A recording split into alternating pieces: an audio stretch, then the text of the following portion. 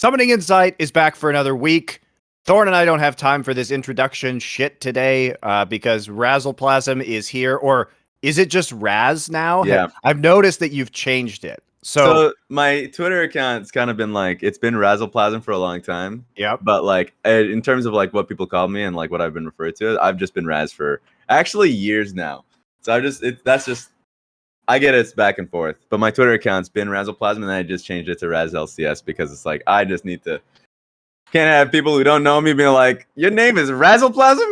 it's like no. See, to me, it sounds like you're like a de-evolving Pokemon from Razleplasm to Raz. It feels like it should go the other way. True.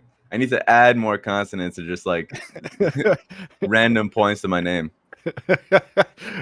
Well, thanks for coming on the show today. We're here to talk about LCS playoffs. If you have any thoughts on LEC playoffs, we can get into that as well. Obviously, those matches did not happen this past weekend because they took a break. They took a week off, which is nice for us. But we did all of our previewing of the LEC playoffs last weekend. So unless Mr. Raz, no longer Razleplasm, has anything to add to that, there's not a whole lot to talk about. We're still waiting for the LCK and LPL playoffs to start as well. So a couple matches to dive into. Well, one match to talk about, really. Yeah.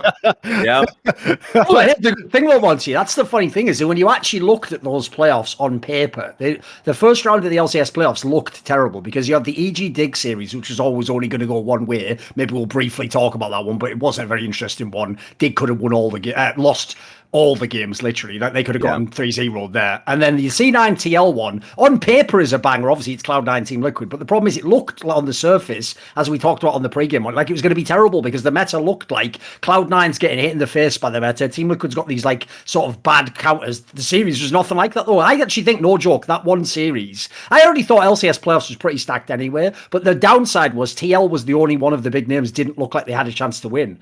All bets are off now. After this series, it's actually super entertaining. Like, I think it's wide open, the LCS now. Yeah, you guys can go check out that pregame that Thorin and I did yesterday on his channel. It's the YouTube video. I haven't published it yet, but it'll be up soon, Yeah, it'll be up soon. But anyway, we were talking about that, and it's funny, Thorin, because it actually came to pass, which is like, we were talking about how Team Liquid could win, and we said really the only way that they were going to do well was that if Jensen super stepped up in this series, and given his performance over the regular season, even though we know he's capable of that, it did seem like kind of unlikely to happen. However, I think both him and Santorin had a wonderful series. They were able to provide multiple carry threats. The other thing we said is that Tactical just has to like not int. Don't throw the game. Yeah, exactly. He doesn't even have to be good. That's what we said. Exactly. He just said, like, the tactical ceiling isn't very high. But I thought it was really brilliant the way that they So this is true of any AD carry right now. Like, AD carry is kind of just the bot lane is very unimportant in the current meta. It's very much about solo lanes. Yeah, exactly. It's very much about solo lanes right now. And bot lane, your AD carry can basically just be a wave clear bitch and you'll be fine. And so they just picked Ziggs. It was great. I loved it. Fantastic. Literally just supports leaving the lane as soon as possible. Minion spawn. Okay, good luck, guys. It's like so like that's definitely the case. For me, my expectations on Team Liquid, like it was like expectingly gonna evolve. Like I've seen teams like RNG in the past that have like kind of done shit in regular season, like they didn't even field Uzi.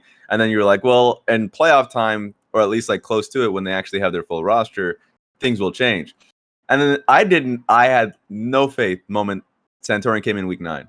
Like when he came in week 9, I was like, I expected like, I think they'll have a good chance if he comes in week 7, week 8, like have some time to formulate like some synergies with him and Jensen and him and Alfari. Like that's going to be super important.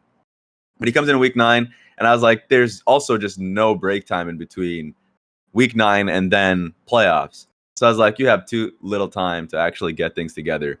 So I agree. I thought like if we're talking about like the top 5 teams that could vie for a championship, like the last team I was thinking was of those 5 teams, like it was going to be Team Liquid.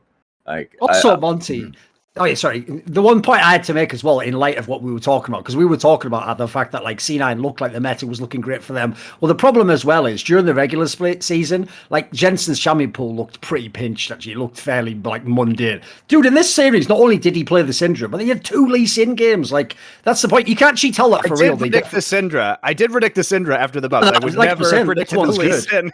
That's the point. You would never anticipate he would pull this out of nowhere. So that implies he actually was saving it until now. So that's the main thing about Team Liquid, if you think about them. Like, they do have the names on paper that if any of them turn up, yes, it is a different story. And as you saw here, the 2 that basically have been absent, Thorin literally absent, and then Jensen just sort of, I'd say stylistically, hasn't really been present most split. They both looked great in this series. They looked insane. Like Jensen, I actually put my name in as like a player of the series on that one. I know that Santorin had like a damn good series all series long, but like the Syndra game, I know we'll get into each one. Like the Syndra game, he was excellent in. Like the Lee Sin game, like he was styling. He was just every game he was incredibly impactful on, and it's like, okay, like this is what we want from Team Liquid. Like this is what, like on paper, this is what they should be, right? Like Core JJ bot side with tactical. Alfari is the best top laner in the league. I didn't put him in my what's it called, All Pro, because he just didn't play. And the same could be said of Santorin. It was just like their best players were just not present, and so now that they're there, and the fact that they're literally on their game right now, like that just changes everything. To be fair, like that was my expectation, is that Team Liquid and C9 were just going to be better in playoffs because of the fact that all the issues that they've had during the regular season shouldn't be an issue during like playoff time. Team Liquid was the best example. C9, I know we're gonna get into them, but like they were ramping up as well. Like they were actually looking good in week 9, and all of their issues were like slowly being resolved during the split. So I was like, okay, like I have faith that this team can do it. So yeah, I mean, this was a banger series for sure. Let's talk about the kind of tenor and shape of this whole series before we get into the individual games, because we've talked a lot about the week 9 win of Cloud9, where they played the Twisted Fate. And so when you look at this very dominant win by Cloud9 that occurred, it seemed like that was going to be the tone of this series, which is the script, right? Should have just followed the script. Cloud9 is going to play very aggressively. They're going to play TF. They're going to dive into the side lanes. They're going to try and shut down Alfari, right? Because that game did matter to them. It probably wouldn't have, given that the 100 Thieves substitution, but it could have determined who had a bye. Like either one of those teams, in theory, could have had a bye if they had won that game. And 100 Thieves had also won with their kind of academy roster. Unlikely to happen, but it was still a serious game, regardless. And so, what was so surprising to me about this series, where there were a couple things that kept coming up in the draft. So first off, TF was not banned and then was never picked, which I found really shocking. Yeah. And the other thing is, we saw Cloud9 a lot of the time banning the Olaf, which I'm surprised, because I feel like even though it's a powerful pick and you could give it over to Santorin, having Blabber on these Gore Drinker early game skirmish junglers is pretty huge. Yeah. Look at the TSM game. He was smashing them when he was on it there. He was like, he couldn't do anything. He was like unkillable. Yeah. I actually found the Blabber picks in general weird in this series. Like, who the fuck would expect that he's going to be playing like Talia and fucking Viego in this series? Like, isn't he supposed to play all the meta champions? Why is he picking those? Well, Viego with the Talia, Viego is good. Talia for sure was a surprise one, and maybe that's something that came. And I mean, it was something that for sure they were practicing. Viego, I mean, like, they're a team that flexes a lot. So, like, if they found an opportunity to get the best jungle matchup and just throw it mid or something like that, even with the constant nerfs that he was receiving, like, there's some matchups that you can still play him into. And so, like, for me, like, I was fine with Viego. I was a lot of it came down to like good bans from Team Liquid. They just literally banned the LeBlanc and Kalista that they were having problems with. So those are good. And then my issue was game 1. They draft Orianna like a better scaling composition. C9 did. Like they basically swapped identities in the sense that like Team Liquid were a scrappy team and C9 went towards like a more front to back, better scaling, play for objectives kind of draft. And then they just looked worse. That's literally what it was. Like the first gank should never be a death for Perks there. Like he should always expect that gank to come through. Sejuani was will always Q flash there, so he got hit anyways. And essentially like you know, even when I was going through the draft at the time on the desk, I was like, yeah, they're just going to target Orianna early. They're trying tried at least get flash, because like if you just put her down by getting flash and then looking for side lanes, then that's going to be the eventual strategy. But they just literally got 2 of the early kills on Orianna were just honestly inexplainable. The first one was that, and the second one was like when literally Jensen just Lee Sin destroyed him, got an escape, Q ulti got an escape, what's it called, through the Raptor pit when his 2 teammates were right there. And there were so many ways to avoid that death. Be it Braum coming in and literally flash W exhausting, or like just basically Orianna. Yeah, literally anything. Viago was charging his W for multiple seconds on that one. He could have ended it early to actually cancel that out. But basically, like, huge advantage from Team Liquid. So they were just on their game, and C9, I think, were just making random mistakes on that first one. That's one thing in general, by the way, I actually have found very underwhelming about Perkz this split. It's like he just has deaths that just come out of nowhere, and you just think, like, how do you die like that? Like he just has deaths where he doesn't know where people are on the map, where he just like is randomly in fog of war himself. He'll just die. Like, it's weird because he obviously clearly does still have like a good overall sense of the game, but individually he seems really lost at the moment. Yeah, the first one for sure is just like a decision-making thing, and the second one was absolutely, and this is a constant with C9 throughout the entire split. This coordination, being on the same page. Like, every single one of those members could have stopped that death from happening. Every single one of those members, like in the top lane dive, could have stopped that from happening. And like, there are multiple times within the split where it's just like, if they were either on the same page when they're scrapping, or to your point about like Perkz, like, yeah, Perkz just individually just hasn't performed super well. And a lot of that comes especially down in to, the early game. It came back in the TSM game that he played too on the Zoe, where it's like there were a lot of avoidable situations. It seems like he just doesn't understand when he's in threat of dying, or his teammates aren't communicating when people are roaming on the map, or where the jungler should possibly be. But he should know that. Yeah. So like, that's one issue for sure. And another is like him and Blabber just like, for me, have not been on the same page this full split. And whenever either a miscommunication or someone just fighting when the other one's not ready or something like that, it's very obvious versus the top teams in the league. So that's like probably like the biggest story. They'll make the run in the lower bracket, and they're gonna either have to go up against like TL again or TSM, and that's gonna be a good series to watch. But like, that's my problem, is that those issues that they've had literally all split long, including MSI, are way too slow to resolve itself.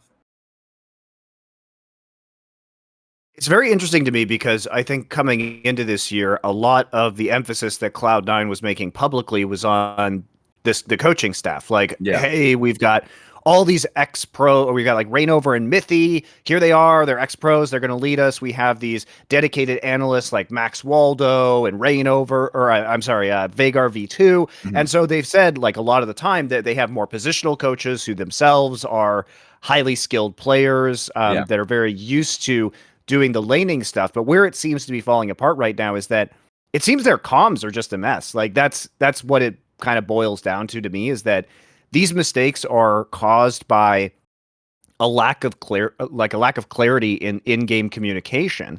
And the fact that they haven't been able to resolve that is very puzzling to me.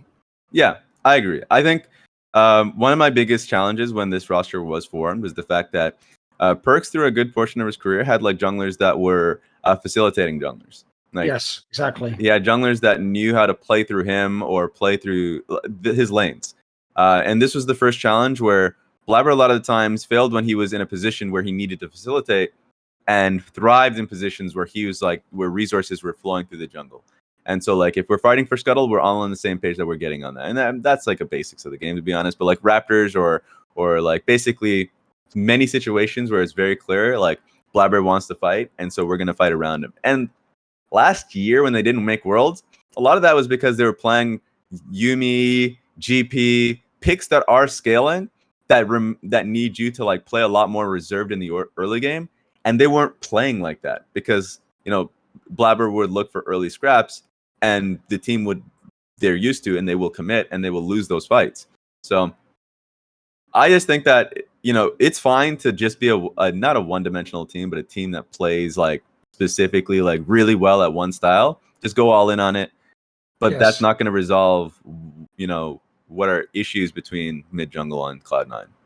Yeah, I think you make a very true point there, because if you think about it, despite the fact he's had all these other teammates, at the jungle position, Perks has only had Trick and then Jankos. Yeah. Like, these are uber veteran players. These are people, and also their entire style is they're supposed to be like the smartest guy in the fucking server of the junglers. So instead you've got Blabber, who's like an LPL style jungler, isn't he? Just some mad mechanical player who's so fresh off the press still. So I could totally see the comm setup being way worse, yeah. Even in like amateur, when I was working on Dignitas EU and he was on Gamers 2 at the time, before they even promoted, he had Kikis jungle, who was a facilitating jungler. Oh. Before that, he had Gilius, but they weren't really successful when they had that at the time, because like probably for the same reasons, but also like, I mean, they didn't make it at that time, so there was a lot more still to learn. So like, it's very true where I think Perks is a really fucking good player, and I think that he's far more flexible than we're able to see. But it's still a union between his jungler and Blabber. I think still needs to be a lot better at taking L's. Like, for instance, God, I fucking hate talking about Scuttlecraft things, because like I always feel like that just keeps getting brought up. Yeah, of course. Yeah, just keep coming back. Like that shit it keeps coming out throughout the entire time. For sure. Yeah. It was last year too. It's the same shit last year. Yeah. And it just comes down to like, I gave this like criticism to like Closer as well. Like, so there are certain junglers where it's like, if there's a loss, you have to cut your losses. Like, recognize that you're in a bad position in the game, and like for the rest of the game, you're going to be behind, but you're relying on your team to bring it back, and maybe you can make a creative play. But like, nah, they just all in on that specific scenario, and then the game is decided there. So like, that is an issue that I would have that constantly rears its head. Not necessarily in this series, but like, Blabber had like 2 mistakes this game where this series, very glaring ones, where it's like, okay, he just wanted to fight here. So, by the way, the quick point you made about like just pick a style if you have one and lead into it. If people don't realize, that is the lesson of the LPL right now. If people watch it, the top LPL teams have totally different. Like, here's what's mad, right? The 2 best teams probably in the LPL are actually like FPX and RNG, right? Yeah.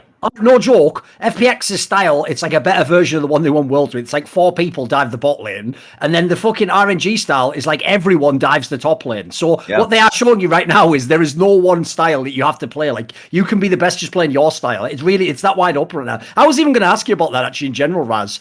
You've obviously watched many other regions than just LCS. I actually find the current meta in LCS one of the most pleasant that I've ever seen to watch. It reminds me more of like a European style. Like, people are actually diving fucking side lanes. It's not just the NA ram all game long. Like, some of these are actually interesting, like dynamic games to watch. Yeah, a lot of it is, I think teams are much better at like, if there's a stacking wave, we're doing something with it, which is like really refreshing. And I think a lot of it comes down to the fact that there are just simply better teams now in this split in comparison to the past. Like, the last split, I felt like there were 3 teams, and even then, TSM was so far away from TL and Cloud9 that it was like not even funny. And then this time around, like, people, you'll get different people saying, "Oh, every team is bad" or whatever. It's pretty good level standard at the top, right?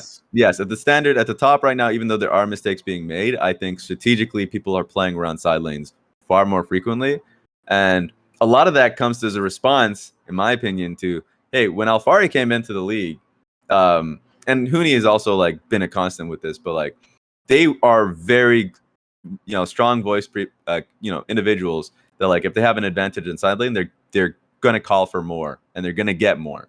And so like, when people actually are witnessing, hey, this team is literally destroying us just through this, like, playing on side lane, or like whenever they have an advantage, they like, that's just the end game for them, then other people will adapt, they'll follow. And so I think for the most part, like, EG is a great example, probably our best example as a strong side lane team.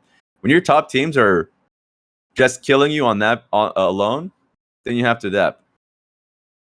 Well, I think too that undeniably that Team Liquid series versus Cloud9 was some good League of Legends played by Team Liquid. Like, it was very competitive, I think, if in comparison to global play. Like, I'm not saying that they're going to go out there and dumpster a bunch of LPL teams right now, but it did give me some level of hope, given that the games they played were relatively clean, and I think they pressed their advantages super well in the early game. And that's been the problem, right? Like, you wouldn't say that teams are going to go very far from LCS if they don't have the strength to win lanes early, because that's historically been the problem with the region, and snowball those advantages, right? And so you don't want to see players that could and have competed successfully internationally before, like Jensen, right? You don't want to see them be weak in those phases or not be able to play meta champions or not be able to push early leads. But they were pretty clean closures overall from TL, and even the game they lost, they at least had a shot at winning that game, even though they were pretty far behind.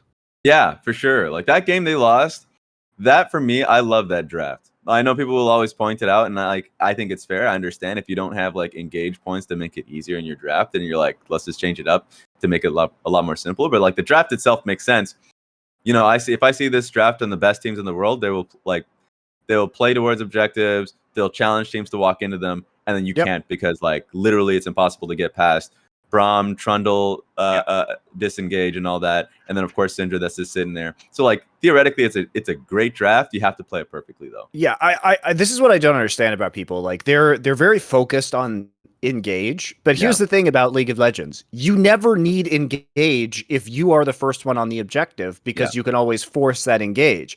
And the thing about it too is if you're controlling chokes, you never really even have to fight with this composition, because if the Brahm's standing there with his shield up, or there's a Trundle pillar in a choke point, you just can't walk in. There's no way to do it. So it becomes very easy to control objectives when you have these types of compositions. Now, do they fail if the other team is sitting at the dragon and you are forced to engage on them? Yes. That is very problematic. You can still like flash Braum ult or something like that. Like there are ways, but it becomes certainly much harder.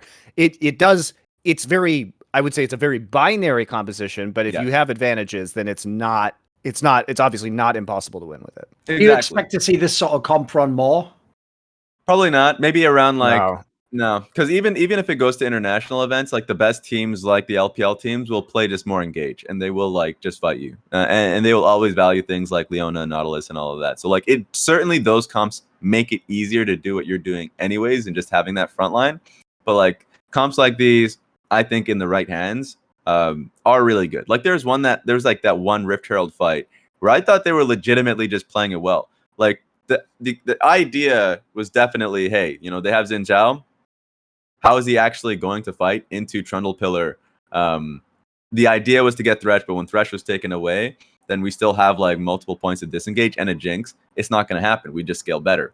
But of course, like you have that fight that happened. Jinx walks forward when they were winning the fight, gets hit by Viego, chunked to like 20% HP, and like that can just snowball the rest of the game for you. So like I understand and I support them like changing the draft from that point forward, because like if you just can't execute on it, then don't make the comp too hard for you. But it is what it was. Yeah, I also just I'm not in love with the Jinx pick here either. I think it's kind of unnecessary to the composition as a whole. Like I understand that you really want to get that initial pick off, especially on the Xin Zhao, by Trundle ulting him and probably Syndra ulting him as well, just to make sure that you get the kill. And if Jinx gets the reset, then great, right? Yeah. But it didn't have a huge impact, I think, on the game overall. Yeah, I think if you fall behind with the draft or also just that pick, it's going to be rough for you. I still think it works, especially like just proccing out Braum passive, using your own E, like the chompers and all that. Like, so I still think it was fine. But once again, like, even if I think it's fine, like if we look to the next drafts or like if we look to internationals, like I always say, don't make things harder for yourself. So although I like the idea behind it, it's just I like the idea, the fact that they went to the next draft and then just went hard engage anyways. This is what we expect. Like this draft is what I expected to see from C9 in this series. You know, champions like Xin Zhao, champions like Rise. Like this is what I thought we would see, but it just seems like Cloud9 was not prioritizing some of the split pushing that has gotten them a lot of success so far. They were very focused on the Viego and flexing it around, which I thought was kind of weird given the Viego nerfs. Also, I think Blabber's Diana has been really weak overall, because the way Blabber likes to play is to fight in these skirmishes, and he doesn't wait until the team fight develops. He wants to engage and uses Diana ult on like one or two people a lot of the time. And that's fine, but if the other team is coordinated and has 5 people there, he ends up just wasting it a lot of the time and not being patient enough to use it. So I was surprised, given his Diana performance, that we would even see him on that pick in this series.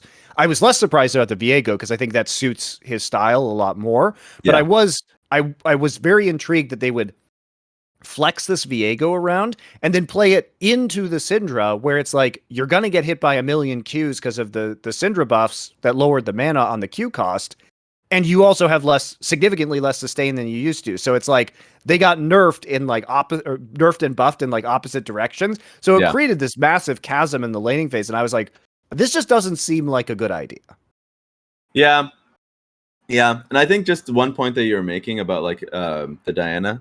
Blabber's Diana, like there was one game, it was game two where like that game was rough just specifically because of like plays that he was making.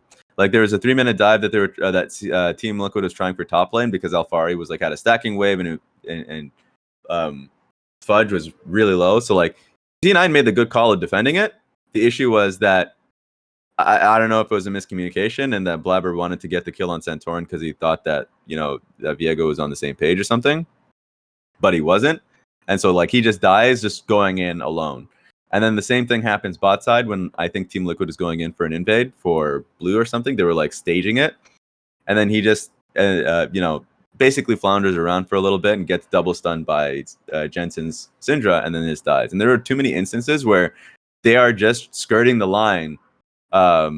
At least that second point, skirting the line, thinking that they can defend something that they simply can't. So like cutting losses is something that just need to be able to hammer in going into the next series. By the way, let's just talk about that then, because obviously the most interesting storyline now is that the next series is TSM versus Team Liquid, and whoever wins that series will be at Worlds because it automatically gets you top 3 if you win the next series. So even though it's double a limit, it will be a super contested series, and unlike earlier on in the split, like now actually it's an interesting matchup. Like who the fuck knows who wins that matchup now? Like Team Liquid look like a brand new team pretty much. TSM have pretty much been consistently one of the better teams in the whole split. So what do you think of this, Raz? Like previously, I would have heavily favored TSM, but I'm not so sure now. Yeah, I would have favored TSM versus if Cloud9 went on, I would have favored TSM because they're a more consistent team. Versus Team Liquid, damn man, I'm changing up. I'm changing up. Yeah, like they just look too clean right now and consistent throughout the best of 5 that they had previously. Jensen's actually sick. Santorin hasn't lost a step, and if that's the case, then you were back in the same position we were in spring, if not better, literally better, because you know, Armeo was playing those finals. So yeah, I'm switching up to Team Liquid. I don't know what it would look like, but it's competitive. It's better than the series we just watched, probably. But yeah, that team looks like the best right now. What do you think, Monty? Who do you have for that one? I mean, I think you have to take Team Liquid on that. Like you before this series started, you may have been able to say, okay, TSM was more consistent, but I think you just have to look at where the power lies within TSM versus Team Liquid and where they would have advantages. You know, you wouldn't have thought Jensen would play to this level. You wouldn't have thought Santorin would have reintegrated with the team. But do we really believe that this level of Santorin, like Spica, has a huge advantage? No. Do we believe that there's some sort of huge advantage that Power of Evil is going to have in the mid lane when compared to Jensen? No. Alphari's back in. I take him over Huni. And it's like, bot lane right now, bot lane isn't super relevant to the current meta. Like, the job of bot laners is mostly to wave clear or to poke people within these team fights. Yeah. And I think Core JJ been playing better this season than Sword Art has, and like Lost and Tactical to me are kind of like an irrelevant wash, frankly. Like, I don't think that we're going to look back at that series and say, oh, Lost was the reason why TSM won or Tactical was the reason why Team Liquid won. So who is better on TSM? Yeah. So you at that point you have to believe, oh, well, their coordination is going to be very good. And if I look at this iteration of Team Liquid that just played a very fantastic series against Cloud9, you know, to go to that game 2 point, that was almost a perfect game from Team Liquid. There was 1 kill from Cloud9 and 2 towers. So we're talking, they were nearly perfect gaming a team in a best of 5 in playoffs, which is not what we expected from this series, even from Cloud9, who we had favored, right? You wouldn't expect that result. And so I think Team Liquid is going to be super hard to stop in this form.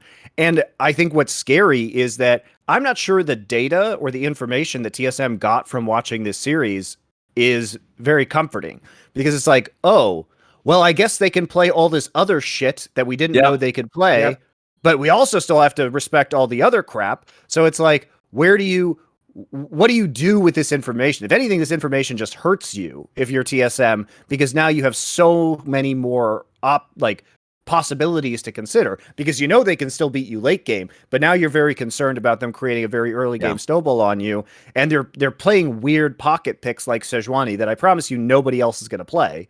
So, and I think what was proved out of this series is you have to ban the Ziggs. The Ziggs is too stupid.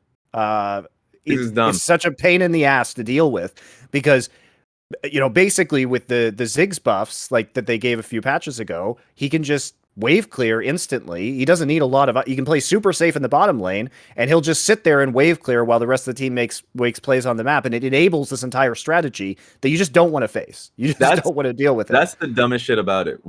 There was literally that Ziggs game that he had a Ziggs game that I'm trying to remember if it was the first one, but either way, like, they stopped the dive. First of all, Alfari is TPing to defend these dives. Like, they're double TPing, so they're like fully aware of him when he's when Tactical is in a really bad position or in a tough position.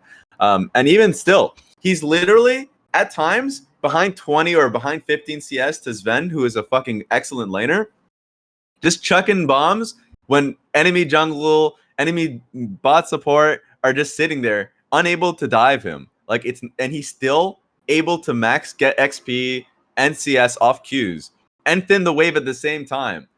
And then when they finally commit to a dive, because Team Liquid had already made a cross map play, so they have to do something. He gets out of it because he has both flash and satchel charge. And then when they swap lanes later on and he's out of the laning phase, he's then helped a little bit by jungle, and he gets towered first because of his fucking satchel. It's definitely too empowering when he's getting 0 resources.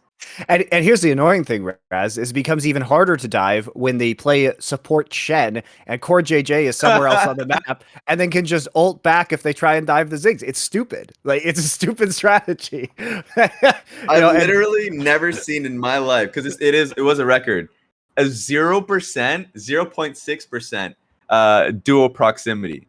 Literally 0. Really? And I think it starts from 230 to 15. So like basically when minions spawn. That's incredible. To like after laning, to like lane phase begins. He just didn't exist in the lane. But it makes sense given what was going on, right? Like, you can't fault the strategy. They certainly had this in their back pocket, but as soon as Shen hits 6, he's everywhere on the map. And Ziggs can walk slightly out of lane and then help clear waves in other lanes with his ult and help his team push or dive a different turret. So there's just so many opportunities with this champion that I definitely agreed after game 1 that we saw Cloud9 banning it, because I think who is casting this series? Like, Kobe? I think it was Kobe and Captain Flowers, wasn't it? Yeah. Anyway, Kobe was for sure casting it. Yeah, Kobe made a really good point, which is like, it's the Ziggs that enables this entire strategy. So it has a high value as a ban. Mm-hmm. And what I didn't get was Cloud9 was spending their time like banning Tahm Kench, which I don't think Alfari is going to play, frankly. Like, I don't think that's good for Team Liquid. I think it's good for Cloud9 to play Tahm Kench. And even given its current strength, I don't think you ban that instead of the Ziggs, because the Tahm Kench is significantly less of a threat than them running that strategy again, which was proven by the absolute shit stomping that Team Liquid gave Cloud9 in game 4. Yeah. Yep. I was looking at that game. Oh, right, the Shen game, when they were literally just saying that they were going to scrap mid constantly, and it ended up happening. Yeah. Yeah. That one was pretty absurd. Right, here's a big question for you, and this is a dangerous question, so here we go. Right, we now genuinely have to have a real hypothetical discussion of what happens if Cloud9 doesn't go to Worlds. Like, look at the bracket they've got set up. They're going to basically play the loser of 100 Thieves EG and then the loser of, like, whatever the next match is. This is all before you even get to Worlds. Like, they're going to have 2 massive best-of-5s after this, assuming they just beat Golden Guardians. Like, this is now a real possibility. And obviously, listen, last year it was already a tragedy because obviously they had the amazing spring split where they were so dominant, blah, blah, no MSI. This year would be even worse, in light of the massive perks move, that everything looked awesome in spring at the end again. Like, the storyline would be so harsh for C9 if they don't get to go to Worlds. So what do you think of this possibility? Because it has to be on the table now after how that series went.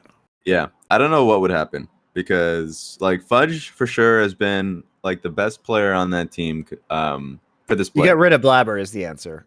Yeah, probably have to. I know no fan wants to hear it because he's so young. Listen, it's one of those ones as well, Monty, that you hate because you know he's going to go to some rival team and probably look good domestically. Like, everything about it you hate, but the problem is this. I know every fan's going to go, you're all just fucking fanboys, kick perks. It's like, I don't feel like that's the solution in the long term is the problem. Like, if you had a choice in a year from now, who's in their best form, perks or Blabber, you'd pick perks. You'd want your team built around perks, of course. Here's the like, I think Raz had some extremely good points earlier about the kind of junglers that we've seen perks play with in the past and how effective those junglers have been. I think that you're probably, at some point, Sven's probably going to get a level of residency in NA. Surely I don't know when that's going to be. Yeah.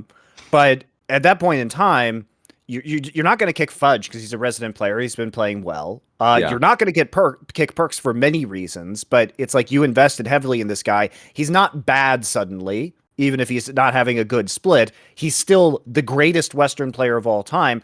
And purely from a branding perspective, like, you would be an idiot to get rid of that. Sure. Jankos has repeatedly intimated this year in many different conversations that he's had that about joking about retiring in NA. I think you'd be deluded to think that Perks has not had this conversation. By the way, he would definitely want to play with Jankos, I'll tell you right now. Like, when they were in the super team of G2, I did a show where, no joke, Perks literally said he thought Jankos was the best player he'd ever played with. Because I'm assuming he meant, like, in terms of decision making and the way you knew what to do. Like, dude, he is a massive fan of Jankos. So it'd be, on paper, it's the obvious move. Carlos wants to make money rather than just let them go for free. This is how you sell them for a few million. I even think it's a great move if you could do it. The problem with it is, Monty, like I said, it'll just never be popular. Because if you're a fan, it's like, but we must keep Blabber. It's like, no, in my opinion, if you're Jack, what you actually do is the fact that he'll still have a high stock means you just sell him for millions to like TSM or something, Yeah. And here's the thing. Like, we know that Cloud9 has confidence in King. King didn't play badly. King was not the reason why Cloud9 was losing. He's a domestic player. So if I'm Jack and I'm GMing C9 and they don't make Worlds, what I'm thinking is get Jankos or get a jungler that Perks wants to play with, keep Fudge, keep Vulcan, and either take King or trade Blabber for a domestic AD carry. By the way, there's a lot of domestic AD carries all of a sudden. Think about it. You got the fucking Danny guy, Johnson. Like, there's some half decent. Yeah, there's some pretty decent talent, actually. That's the one role that's like mad underrated, I think, in that sense. It is definitely, for me, like a nightmare scenario because, like, in no way should a management / coaching staff like look at this position and be like, we can't make these players work together. Because Blabber, even though I've mentioned all the issues, it's like, these are issues you can for sure resolve. But like, he is an MVP jungler, at least from Spring Split. And so was Svenskeren before Blabber took over. Yeah, but like, that's the thing. C9 is a team that are not afraid of making big changes. So like, that's the one thing I look back and I'd be like, yeah, like Licorice was the best top laner in the league at the time in which this was when, like, I'm trying to remember when Alfari came in, but like, in the time in which they ended up trading him. And you can make multiple changes too. Go on. I was gonna say, here's another option. You put Perks back at 80 carry, and you import a European mid.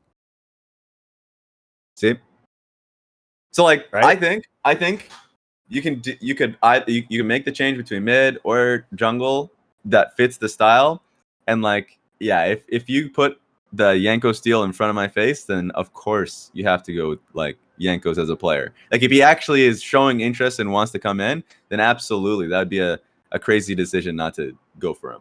By the way, that also low-key would be hilarious, Monty, if the move actually is a second time Perks just goes to AD and you just recruit a sick EU mid laner and like you've just got an OP team again. That would actually be genius if you did it. Because obviously the logic is like it's way easier to find a super sick European mid laner than it is like an AD carry that's available that wants to join your it's true. Yeah. It also just solves the problems that you have when it comes to the synergy between mid and Blabber. As you find a mid that's better suited to Blabber, you still maintain Perks' skill and leadership on your team. And who knows what was going on with Sven, but if those problems still exist within the team, you also solve those problems. I think Sven's probably a better AD carry than Perks is, but I think Perks' intangibles are very valuable. And clearly there was some sort of personal conflict that created the situation with Sven earlier this split. I just looked up Jankos's his contract, and it doesn't expire until the end of 2022. So it would also amuse me if Jack had to pay like another $5 million to G2. At that point, Carlos is like, "Look, Jack, come back anytime, mate. You're my favorite customer. Yeah, give you the 10% discount." You know, basically at that point in time, I know. Like, Cloud9 is basically the VC. The venture capital for G2, except Cloud9 doesn't even get equity in the team. They're just basically providing this insane runway to G2. Oh no. Oh god. It's a great scheme. You gotta say it's a great scheme. So I don't know if Cloud9 would do that, just because I'm sure the buyout for Jankos would be insane, because Carlos does a good job of negotiating those circumstances. But yeah, for me, I mean I'm a shit manager if I would ever be put in that position. So like, just don't trust me when it comes to it. But that's why I would look at this team and I'd be like, I say the players are really fucking good. And if unless there's anything internally that cannot be resolved, if the players are confident and can work together, I would run it back one more time. I ain't spending that money for something where I have already like the best players in their position if they're seeing eye to eye. Like, I honestly think that this whole Cloud9 issue is a personality conflict, and there's just nobody capable of solving it on this roster, because you can stack up your coaching staff with as many people as you like who are former pro players or positional coaches, but unless they are capable of dealing with whatever personality issues that are causing this, whether it's really bad comms in game that is caused by, people not being able to communicate with each other effectively due to personality issues or whatever happened with Sven, it seems to me that is the fundamental issue, and that they lack somebody on the coaching staff to like step up and take control of it. Because, it's true. Like, if you look at the personalities they have, Jack himself is very conflict averse as a person. He doesn't really get into it with people. Like, he has some banter on Twitter, but just knowing him personally, he's not the one to really confront people about things. That's not really his style. And I think that's true, maybe less of Mithy, but everyone else on that coaching staff, in my opinion, has been like pretty passive overall. And you have to be able to stand up to some really, really strong personalities with people like Perks and Sven on that team. And I think that's hard given the pedigree of those players and how long they've been playing. By the way, I will say that as well. As much as I don't like to call for people's jobs, if you have the talent that we're talking about in a team and you don't make worlds, that's probably a fireable offense for a coach. Like, because even if you're a good coach, the logic is not with this team. Because I agree with Vaz to some degree. Part of me does also think it is stupid that this has to be like some Sophie's choice. Like, why is there not any way to make both players work? But the problem is, at the moment, the current unit cannot do that. Like, to me, that would have to be someone drastic comes in as a coaching change who has like a different vision, maybe Perks himself. I would even suggest that angle, by the way. If you're really going to build around Perks long term, ask him what he needs. Does he need a different style of coach? What did he like or didn't like in past teams? What could he change in that regard? But I think it's also worth pointing out, just like Raz did with the junglers, if you look at the coaches that Perks has had, Grabs is much more of a personality conflict resolution guys. Coach. Yeah, exactly. Yeah. Rather than, Cloud9's stacked with strategy people. They're stacked with analysts.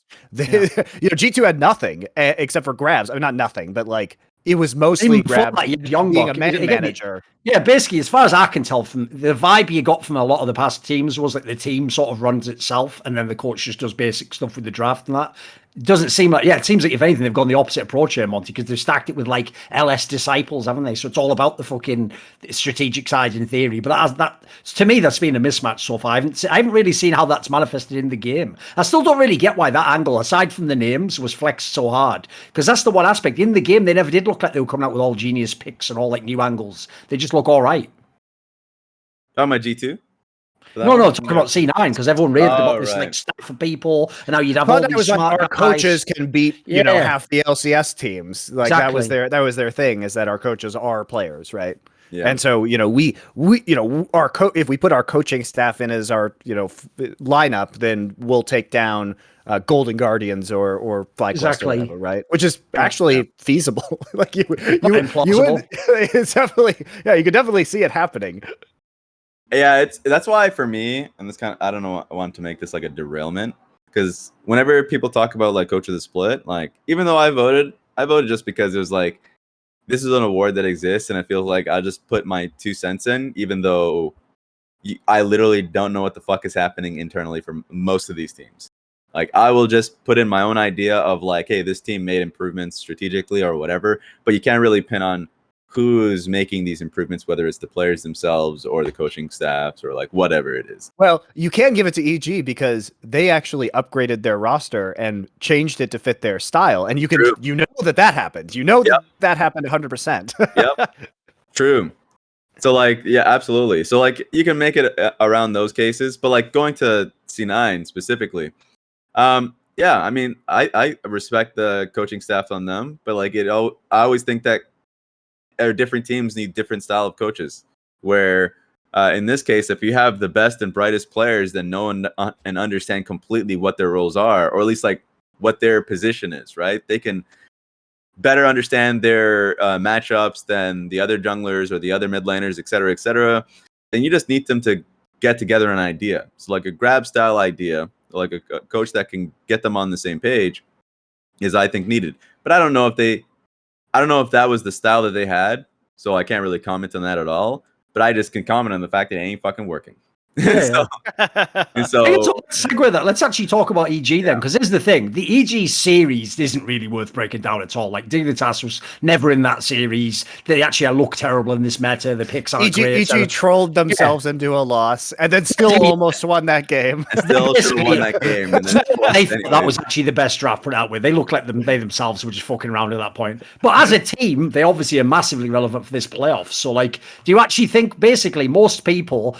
I think most people's split went like this. 100 Thieves was supposed to be the best most of the time. Most people thought TSM would sort of cool off. Everyone hoped one of C9 and Team Liquid would get together. Maybe it's going to be Team Liquid. But then EG's final sort of like, let's say like 3 or 4 weeks was spectacular at one point in time. They looked amazing. So do you actually carry them to this point, Raz? Are they actually like the favorite for you in the playoffs? I would say, God, well, I'm a flip-flopper after the Team Liquid series. I'm seeing them, but like Evil Geniuses for sure is like a top 3 team right now. And the only thing that's stopping me from placing them at the top itself is just me needing to see them against like, a best of 5 against a top opponent. What do they look like in this current meta? Because it's changed pretty drastically. In the last week, like when they were put in a position where they needed to have a Jizuke on a control mage, like Jizuke actually performed well individually, but the team as a whole just like got bled out and lost. Like they look different. Well, well, I mean, like I think that's in the series between EG and Dignitas. Like, I'm not talking about the Dignitas series. Oh, sorry. Week 9. I'm talking about week 9 regular season. Yeah. Gotcha. I completely expected them to destroy Dignitas. Like that was fine. But like I'm trying to remember. I think who they actually went up in week 9. I'll quickly check on that right now. They beat Cloud9. Mm-hmm. They beat 100 Thieves Academy, and I forget their third match. Oh, it was the Team Liquid game. Yeah, it was when they went up against Team Liquid and they just got like trounced. But that was my thing, is that like I just needed to see them in a best of 5, not be seen as a one-dimensional team, because even when they went up against Dignitas, like they played that control style, they still should have won that one. But like up against a better opponent, I need to see them perform consistently on that. They can just play that one style as long as it works in the best of 5. So I would say I'm leaning towards Team Liquid, and I'm pending on Evil Geniuses. I would put TSM and Team Liquid above them right now, but that's because I just don't have information. One thing I did find interesting, though, is in the Dignitas series, it actually was a rubbish series to watch because, like I say, EG was basically ahead in every game except the one where they did the weird draft, and even then, they had a couple of chances to maybe win that one. But the part that actually was positive about the fact it was boring is one of the things I enjoy in a way about EG, even when they had the scoffed rosters the last couple of splits, is they were one of the most high variance teams in the league. Like, they could beat anyone, they could lose to anyone. Dude, that's not even true now. Like, when they actually play worse teams, they just play properly and just crush them. Like, they don't give them 50 chances back in the game. At least they didn't in this series. So it actually was somewhat like fucking like encouraging. Like, they're not just going to carry the whole game and you're hard as fuck, you know.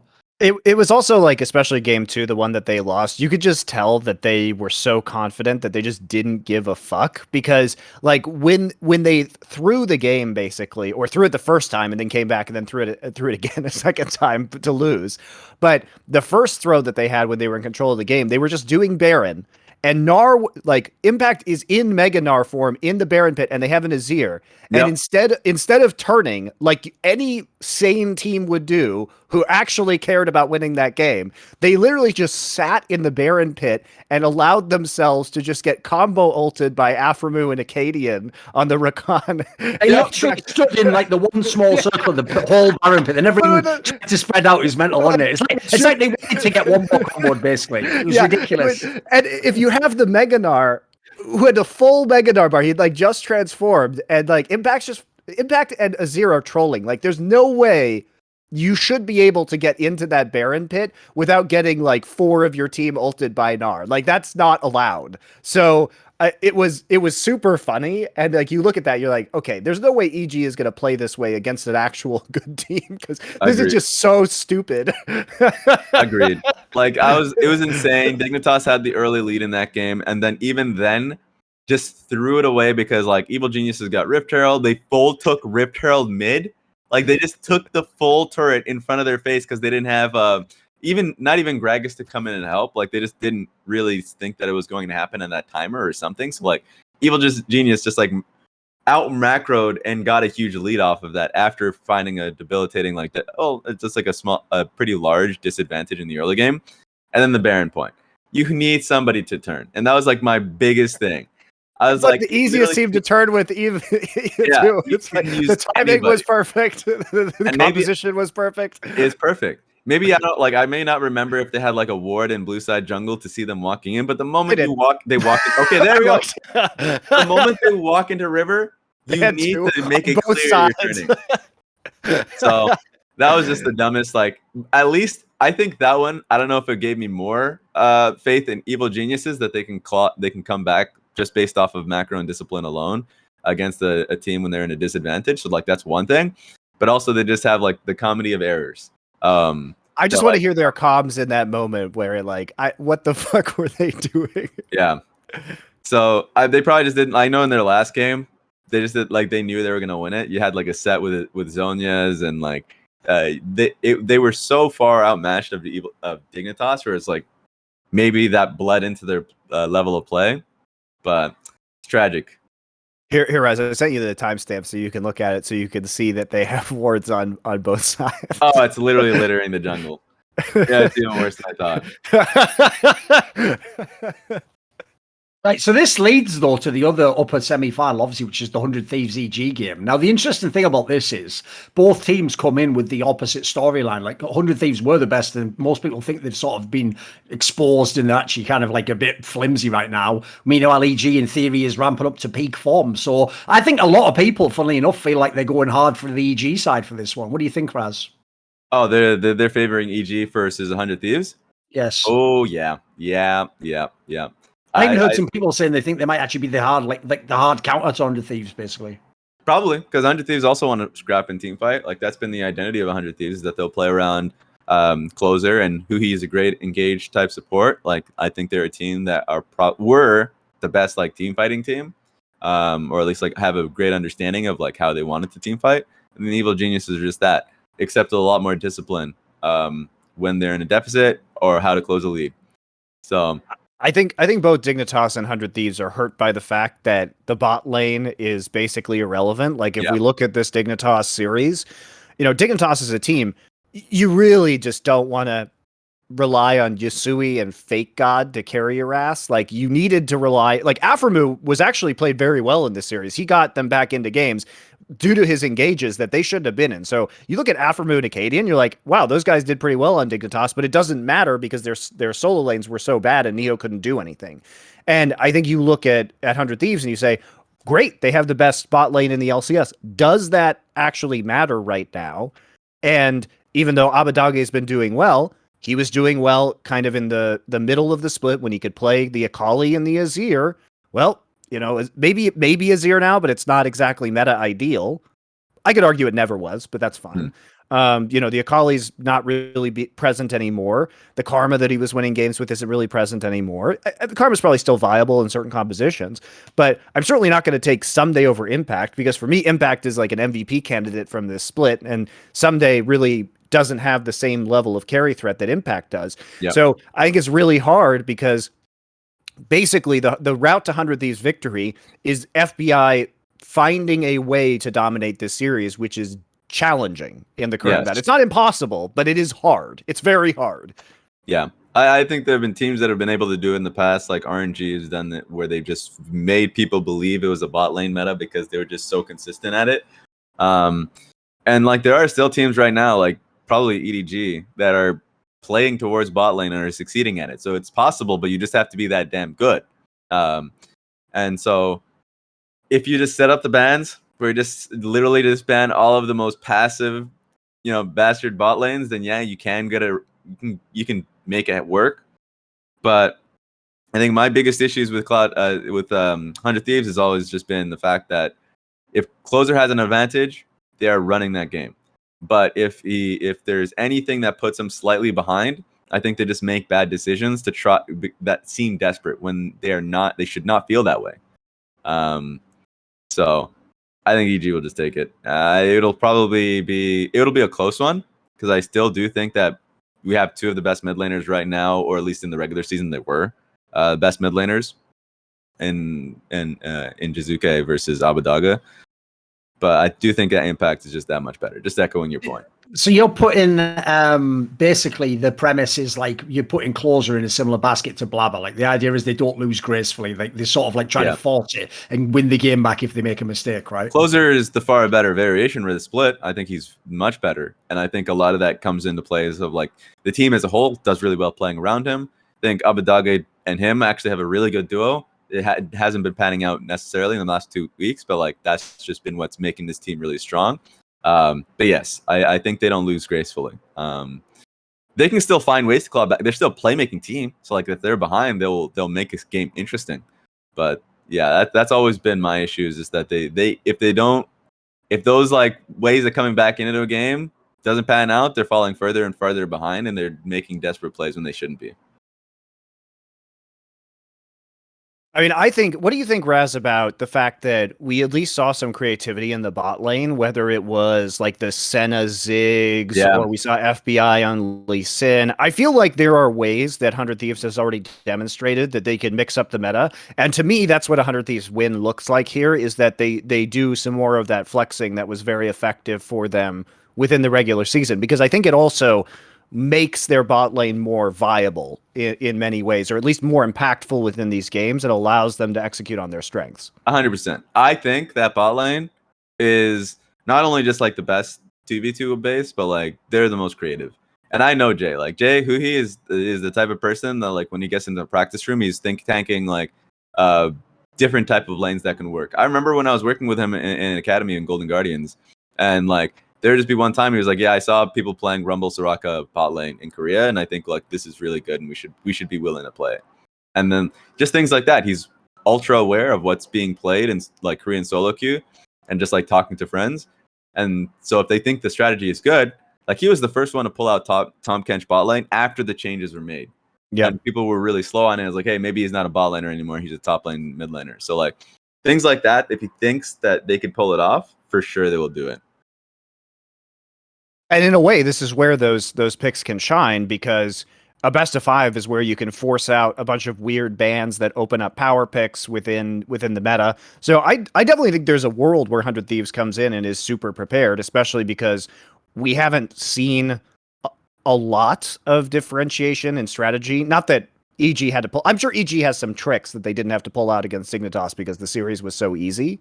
But I would say that if I'm 100 Thieves, I'm definitely looking to do a lot of flexing with my draft to bring out the Ziggs again, especially after seeing Team Liquid play it. Like, we should know that that's an option for them, and that it's likely an attractive option, especially when you're trying to slow down a split push. Like, the Ziggs is super helpful with that.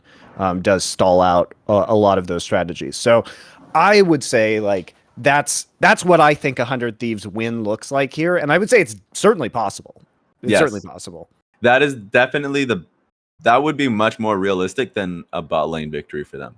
Like, in terms of just like them 2v2ing a win and then playing solidly around it. Because as you said, like, the meta, you can play around that probably the easiest right now. And just like playing through your solo lanes. And I think that 100 Thieves have a much different priority list on champions than any other team right now. So maybe it's a Lee Sin pick. Maybe Senna comes back. I think Senna is always like doable with like different iterations, and they're probably the best Senna team in the world just because like no other team even sees it as a pick, and they will still do Senna Tom Kench or Senna Ziggs, or like, because Jay's willing to play Senna too, so like they can play Senna support if they want to do double range on that. So they're a solid team when it comes to like flexing through any lane. I do think it'll be a bit sad, though, for FBI if 100 Thieves is one of the teams that doesn't go to Worlds, because he had his chances last year. Obviously, they were literally almost eliminated, got the TSM in the playoffs last year. And this year, like, he has been, for me, the best AD carry in NA. Like, it would have been absolutely fine to send him. Seems like he's a pretty good player right now. Mm-hmm. Yeah, I think in terms of international, like, if 100 Thieves are at their best, or even Evil Geniuses, honestly, if those teams are at their best, like, there are best chances at being able to work around any style. Like, they're super aggressive. They are willing to take fights. They have confidence in their mechanics in terms of, like, you know, closer, FBI, Huhi to a certain degree, like mid lane and Nabadage. Like, I think they all have strong mechanics, and they're not afraid to make the draft kind of exemplify that. Yeah, NA in the state too, I think, has a pretty decent chance of creating some upsets at Worlds this year. Because the top teams do look pretty good, and I think they have the players now to at least be competitive at a global level, and then also that combined with, I would say, the LCK not looking very good right now means that, you know, NA, this should be NA's time, really. Like, they'll be in a good solo queue environment in China. I think this year is absolutely the time for these teams to deliver, because it seems like it's not just one NA team that could do it. It's potentially multiple teams. Am I saying they're going to win Worlds? No. But could they make it out of groups? Yes. That's the conversation. Like, that's literally the conversation. Like, I think if it's like, if I'm comparing them to the LCK teams, then like the 4 LCK teams that are sending, you can definitely see angles where they can get wins off. Especially in best of ones. Yes. Especially in best of ones. LPL teams, no. So I think it's a battle for second place in your groups, and that's where I'm like drawing the line. So it's definitely there. And the teams right now are very aware of like the drafting conversations and how to play, because like the most frustrating thing previous Worlds was the fact that like you'd have Team Liquid getting that 3-3 because like they would make drafting errors in like at the very beginning, like things that everyone TSM's going to bring Zillion to Worlds and hope that they don't get crapped on in lane again. The worst strategy ever. Oh God. Coach Bjerg is gonna be like, never again, guys. We're changing directions here. I mean, that was the most obvious thing ever last year, is that they absolutely should not do that on an international stage. And yet. So going to the losers bracket too, are we just assuming that Cloud9 is going to sail through the first couple of rounds? Because, well, first round at the very least, it seems like, in a way, it seems like Cloud9 being in the losers bracket actually does them some favors, in that they seem like they need to get a grip on the playoff meta, maybe bring back the Twisted Fate, kind of play to their strengths again, and they should have an easy time disposing of Golden Guardians, and should be competitive with either 100 Thieves or EG that fall into the lower bracket. Here's my warning, because I can see it coming. The Reddit threads will be lighting, because like we'll be lit. I think look, Golden Guardians are a much better team than people would expect. I mean, we've been singing praises for them up until this point. I'm hearing warning bells going off. The real question is: are you about to say that Golden Guardians win games, or are you about to imply they can win the series against? They're not going to win the series. Is this the glorious revenge of licorice, Raz? The licorice vengeance arc in the losers bracket? He's coming with a vengeance. They won't win the series at all. I do not expect that in the slightest. Do I think they'll win a game? I do think I'll probably say that they'll win a game. Okay. And I think for the most part, even if they don't win a game, I think they'll make a competitive series. Like I've said this multiple times. There are times during the LPL where it's like, oh, it's a 3-0, but the games themselves were actually like really back and forth. And like the teams for sure learned a lot of lessons because of how willing the other team was with a fight. They were just a little worse or a lot worse, depending. When they came to the team fights themselves. So I think Cloud9 will face tough competition. I actually think Golden Guardians at this moment are just better than Dignitas. We're just in a split right now, or a season where Golden Guardians ramped up in the last few weeks. Dignitas had a lot of issues in the summer split, and also spring records came into play where Golden Guardians literally got 3 wins in the fucking full spring split. So I think they take a game, but I think that's good for C9 because C9 needs to have a challenging lower bracket to really face a lot of the issues they had during the split, and like have that tough conversation. And they can make the run. I think like if they go up against 100 Thieves as an example, they should. I think I don't know where I'd put it right now because I need to see 100 Thieves play, but like there's a very real chance they win that. Like. Some people would say that they should win that because of the caliber of players that C9 has. I also just trust Cloud9's late game shot calling a million times more than 100 Thieves right now. So unless 100 Thieves is capable of snowballing a huge early game advantage, I'm not sure they can do that over a 5-game series reliably. Yeah. And so people are going to keep flaming C9 because it's going to be a harder series than it should versus Golden Guardians. And be like, you almost lost games to Golden Guardians, or you lost a game to Golden Guardians, et cetera, et cetera. But like, you need to be challenged in the lower bracket if you ever want to have a chance of winning the championship. Otherwise, if it's just a breeze for them, if these are just 3-0 stomps and Golden Guardians look like shit, and 100 Thieves or EG, whoever it is, like looks like shit, then they're just not going to win because they're going to have this. They're going to run into the same problems they did in week 8 and all that, and in the series they had versus TL. What about the other lower bracket match that we're going to see when it comes to Immortals and Dignitas? It seems like whichever one of these teams wins will almost certainly be eliminated in the next round, but I think you have to take Immortals at this point in time. Yep, I'm taking Immortals. I think Immortals is just the better team. I think Kyoto has been an outstanding coach, and the coaching staff has been great. Hilariously enough, it's with assistant coach Dardoch going up against his former team now. The narratives of the losers bracket of Dardoch's revenge and Licorice's revenge are pretty good. I'm those are great. Both of these. I would watch that Netflix series. I would watch that shit. So I think Immortals are just the better team, and then when they go up against like the top team from the upper bracket, they just lose because of individual skill. That's like that's the tough reality. Xerxes is a great jungler. I love the fact that some people voted for him in All Pro. MVP? Exactly. Not MVP, but All Pro. Yeah, an All Pro. I think it's deserved. He's been hard carrying this team, and he's been playing picks that other people have been reluctant to use, like the Karthus that have been used to great advantage, I think, by IMT. So yeah, he's done a lot of great work, and a lot of times it's hard to recognize a great jungler when the team itself is losing, and I think that people have recognized it. So that's nice to see. It also feels like Immortals is a beneficiary of the current meta, because if you had to point out the glaring weakness on Immortals, it's Raze, who has had just a awful split. Just definitely covered him, haven't they? Just terrible. Like, he's had a couple good games on Draven, but beyond that, like, he has been like that 2v2 lane just straight up dying a lot of the time has been absolutely appalling. And I don't think it's been as much Destiny's fault in that lane, and at least he can affect the map. But if you had to come into playoffs in this meta with one player that was going to be weak, you would probably pick it as Raze as your AD carry. So I think they're in a good place when it comes to the meta. I think Revenge has been surprisingly good.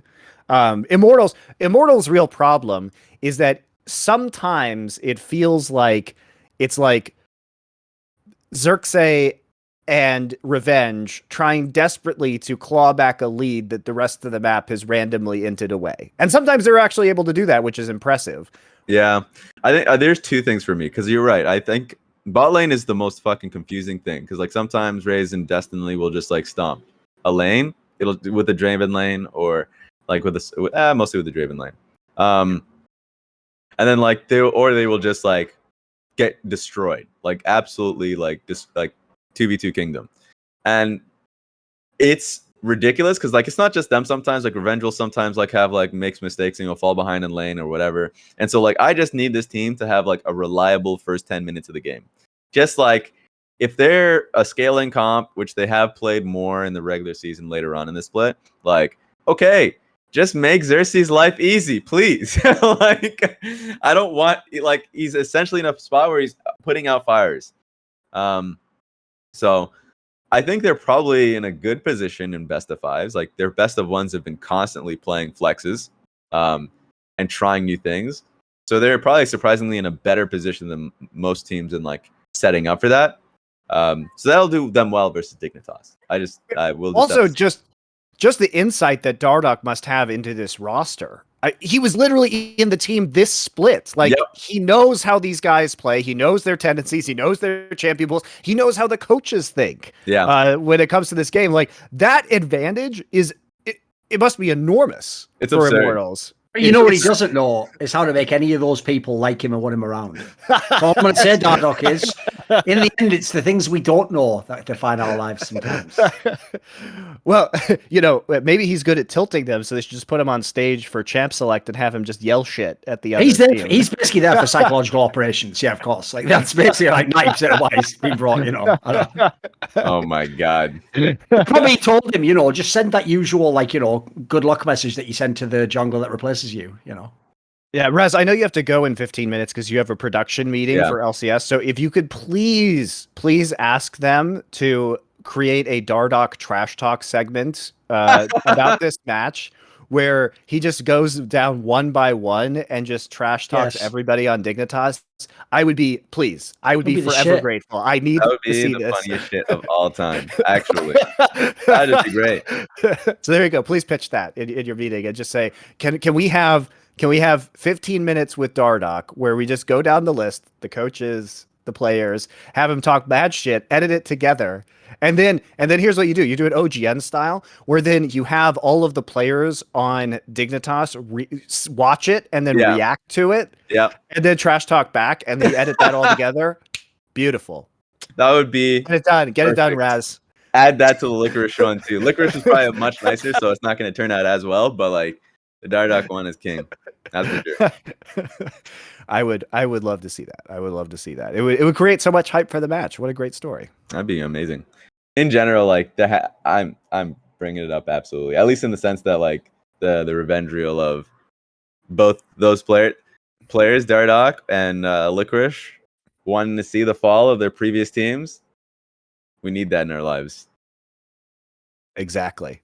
So is there any hope for either of these teams? Like, I assume like the only real lower bracket team that we think has any shot right now is Cloud9 heading out, and it's just a 5-way battle for first place. Because I'm not going to dismiss Cloud9 because I still think there's a very real world where they get their shit together. Yeah. I didn't expect Team Liquid to bounce back after week 9 and then suddenly look this good. And Cloud9 could absolutely, they have the players to do exactly the same thing. Also, I would say the same for TSM in last year. Last year, I just didn't expect them to do well. They played so poorly in the first series when they went up against Gold Guardians. In the next series where they squeaked out the win, like they looked like a bad. To be team. fair, they never looked good in those playoffs. So here's a controversial statement. Here we go. People will be like, "Oh, they won the playoffs." I'm like, "Yeah, with 1,000,000 game 5s where they almost lost them like every single time." That team was one game away from elimination in basically every series in the lower bracket. And so there's and then also like if you want proof they weren't good, just look at their Worlds run. They lucked out in a lot of those situations. They did get a lot better though, and that's the main takeaway for me is they got a lot better throughout the playoffs, like with every series. So it felt like the one thing I don't want people to the forget. same team. So Yeah, support changes and all that. I will say, like, the one thing I want people to remember is that teams learn and adapt during a playoff series, or at least the playoff run. A lower bracket is literally built for them to learn and then come and adapt. So if Cloud9 isn't able to do that and at least make the next series competitive, then we have a real problem, because like it feels like no amount of pressure can change what exists on that team. But I think that they will get better. I do wonder if it's going to be just a wholesale strategic change in how LCS teams operate at that point too, because if you can spend the amount of money that Cloud9 did to potentially, get eliminated in 5th place within the losers bracket, and you look at a team like Immortals that I think has a very real shot of like winning this next match and then ending up top 6 yourself. I think maybe you reevaluate the way that you're spending money within the league as a team, because the pay gap between Immortals and Cloud9 is enormous. It's millions and millions of dollars. This year, I think, is just a great lesson about team building. Like, Evil Geniuses won because of their team building. I think like this full year has just been like an example of that. I mean, CLG in the opposite direction when it comes to team building. But like having a solid manager or having a solid idea in the off season, like will get you a championship. So TSM is probably another great example. I think they've made a lot of solid decisions coming into and playing around Spica as well. So and like solidifying Bjergsen as a coach. There are a lot of things we could talk about, but like I think team building for sure is like a big takeaway. So do you, given the current state of Team Liquid, do you foresee that TSM is good? Like if you had to pick the top 3 teams who are going to Worlds right now, like do you, because I was struck by Team Liquid afterwards, the Jensen interview, he basically said like, we're not concerned about TSM at all. It seems like most of the teams, their attitude is that they don't really give a shit about TSM. Like it seems like most of the teams are very confident going into that matchup. So who would you put as the top 3 teams? Probably say right now, Team Liquid, Evil Geniuses, and TSM. And in no particular order. I think Evil Geniuses, everything is pushing in their direction. Team Liquid right now is showcasing that like things are coming together, and they didn't need that time to like rebuild the synergies that they had in spring. And then I think TSM is just a really solid, consistent team and have an amazing jungler in Spica. And Huni. I think Spica Huni, I think, are like a top jungle duo. So I think those teams go through 100 Thieves, Cloud9, and like who else? 100 Thieves and Cloud9. I just think as teams really need to learn how to. I mean, we kind of already talked about it. Cut losses, understand like you can still come back in the next play. And also, I think have a better idea of the meta. I struggle. Well, see, I would agree with Raz if I have to take the teams at their current power levels. Yeah. I would 100% agree with him. What I run into, Raz, and the problem that I run into is that I have to assume that neither Cloud9 nor 100 Thieves are going to improve by the time they could theoretically face TSM. And I think betting that neither of those teams, given the talent level on those rosters, do it is very difficult for me to bet on. So, like, in the same way that we saw Team Liquid step up versus Cloud9, I assume that in a theoretical world where we eventually see Cloud9 and 100 Thieves play each other, that one of those teams is actually going to be good by that time. And once that team is good, if I assume that TSM is going to be somewhere in the losers bracket waiting for them because I, like you, predict that TL will beat them, I have to say that I don't see a world. I would hedge my bets and say that it's unlikely that both of those teams suck by the time they face TSM. That's a fair point.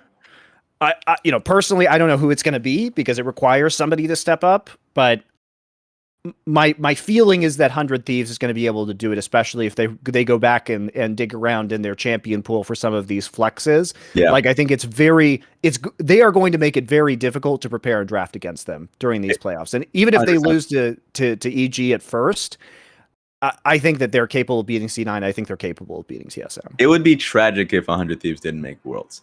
And like, it's sad, yeah. It would be very sad for a team that basically dominated Summer Split, has like the talent. They have the talent level, almost across the board. Like they have like their jungle, mid, both bot laners. Someday is still like a really sturdy player, so I would say that like that team should be able to make worlds. And also, like, I think their strategy in terms of how they draft is smart.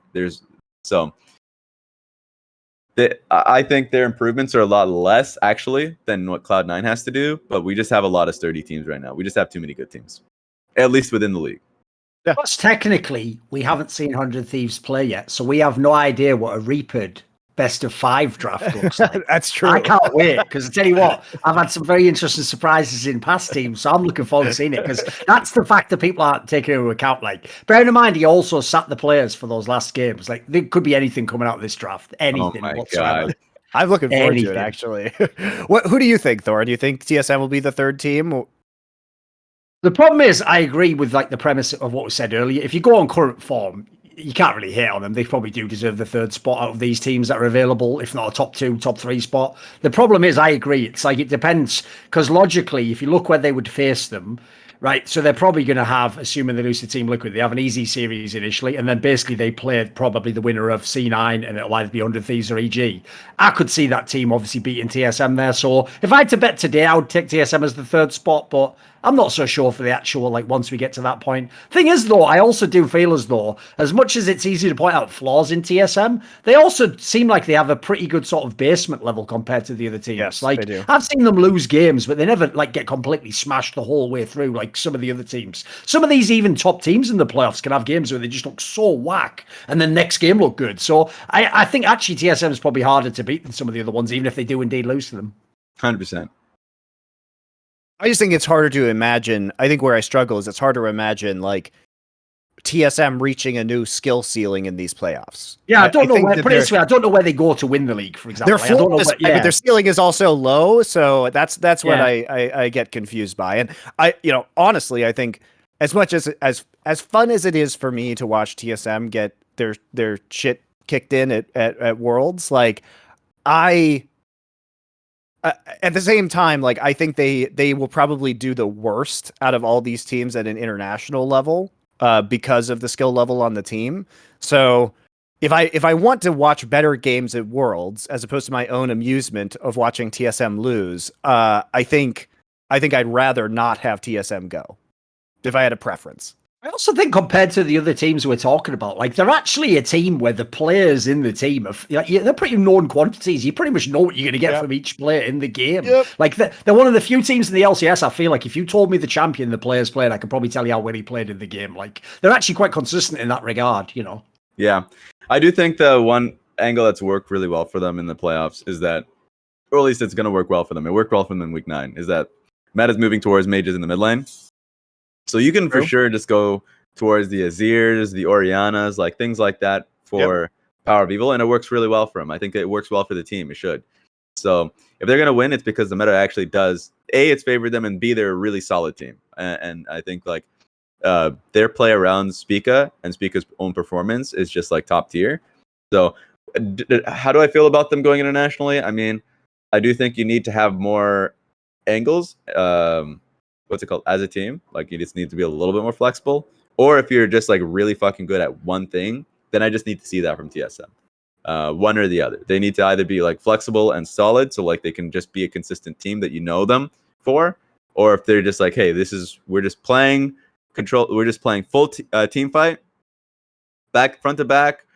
Loss is just janitorial lady carry, and our mid laner is just like consistent DPS mage. Then it's like, okay, like this is just who TSM is. I want to see either one from them in their next series.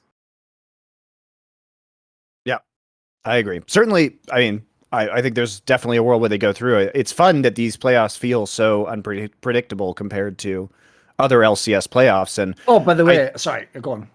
Yeah, I think Spica also has had a very good performance, and we know Spica steps up in kind of big games or international play, which is wonderful about him. So I'm not concerned about their style suddenly falling to pieces in these playoffs because of Spica.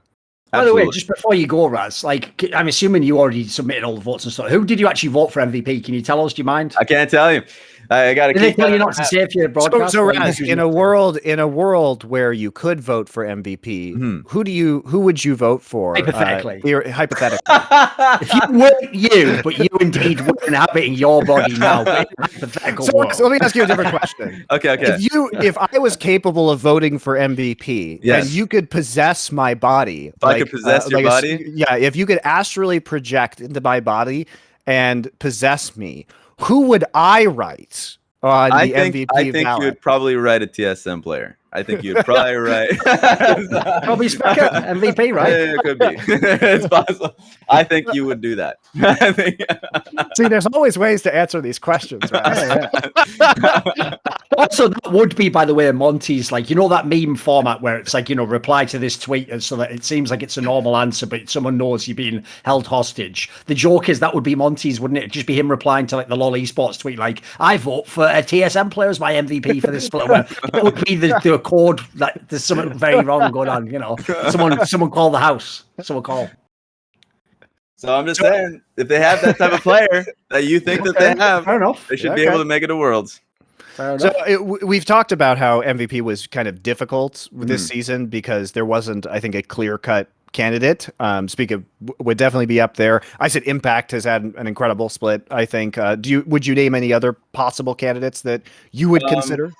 I would consider Fudge. I think like that was a difficult for sure Yeah. decision for me. I think Fudge is another solid one.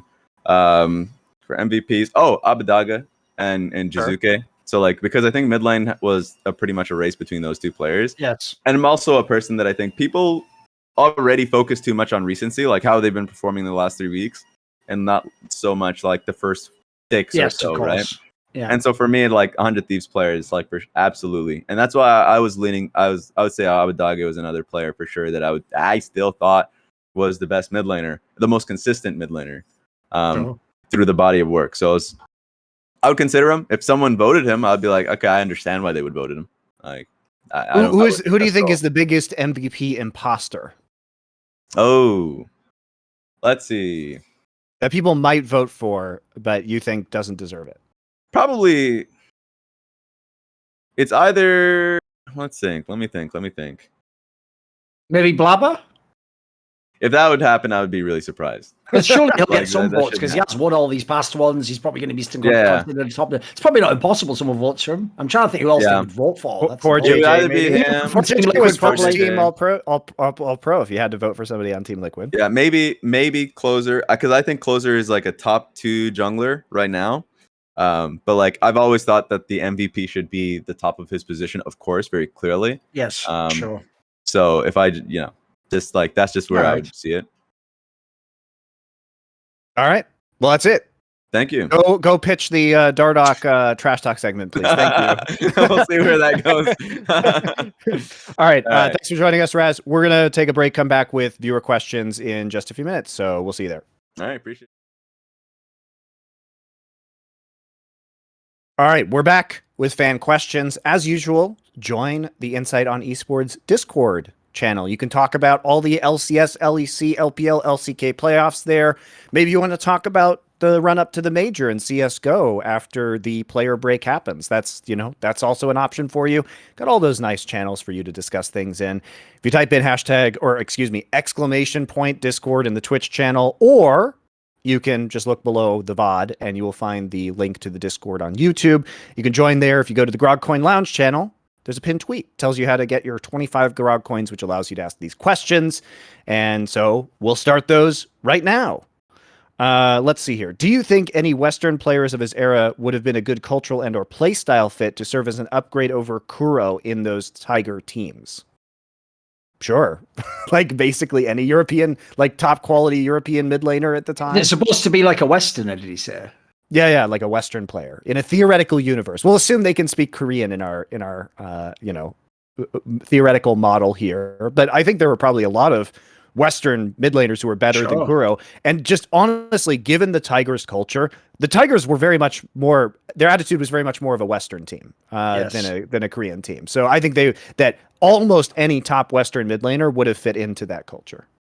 Yeah, if people don't know, sadly, it's been like spammed for every team, which is usually not true. That actually was like the fucking power of friendship team. Like, if people don't know, they essentially were even playing for way less money than they should have done. Like, what people don't understand about that team is this: the first year's one thing. That was when a bunch of them didn't have great offers.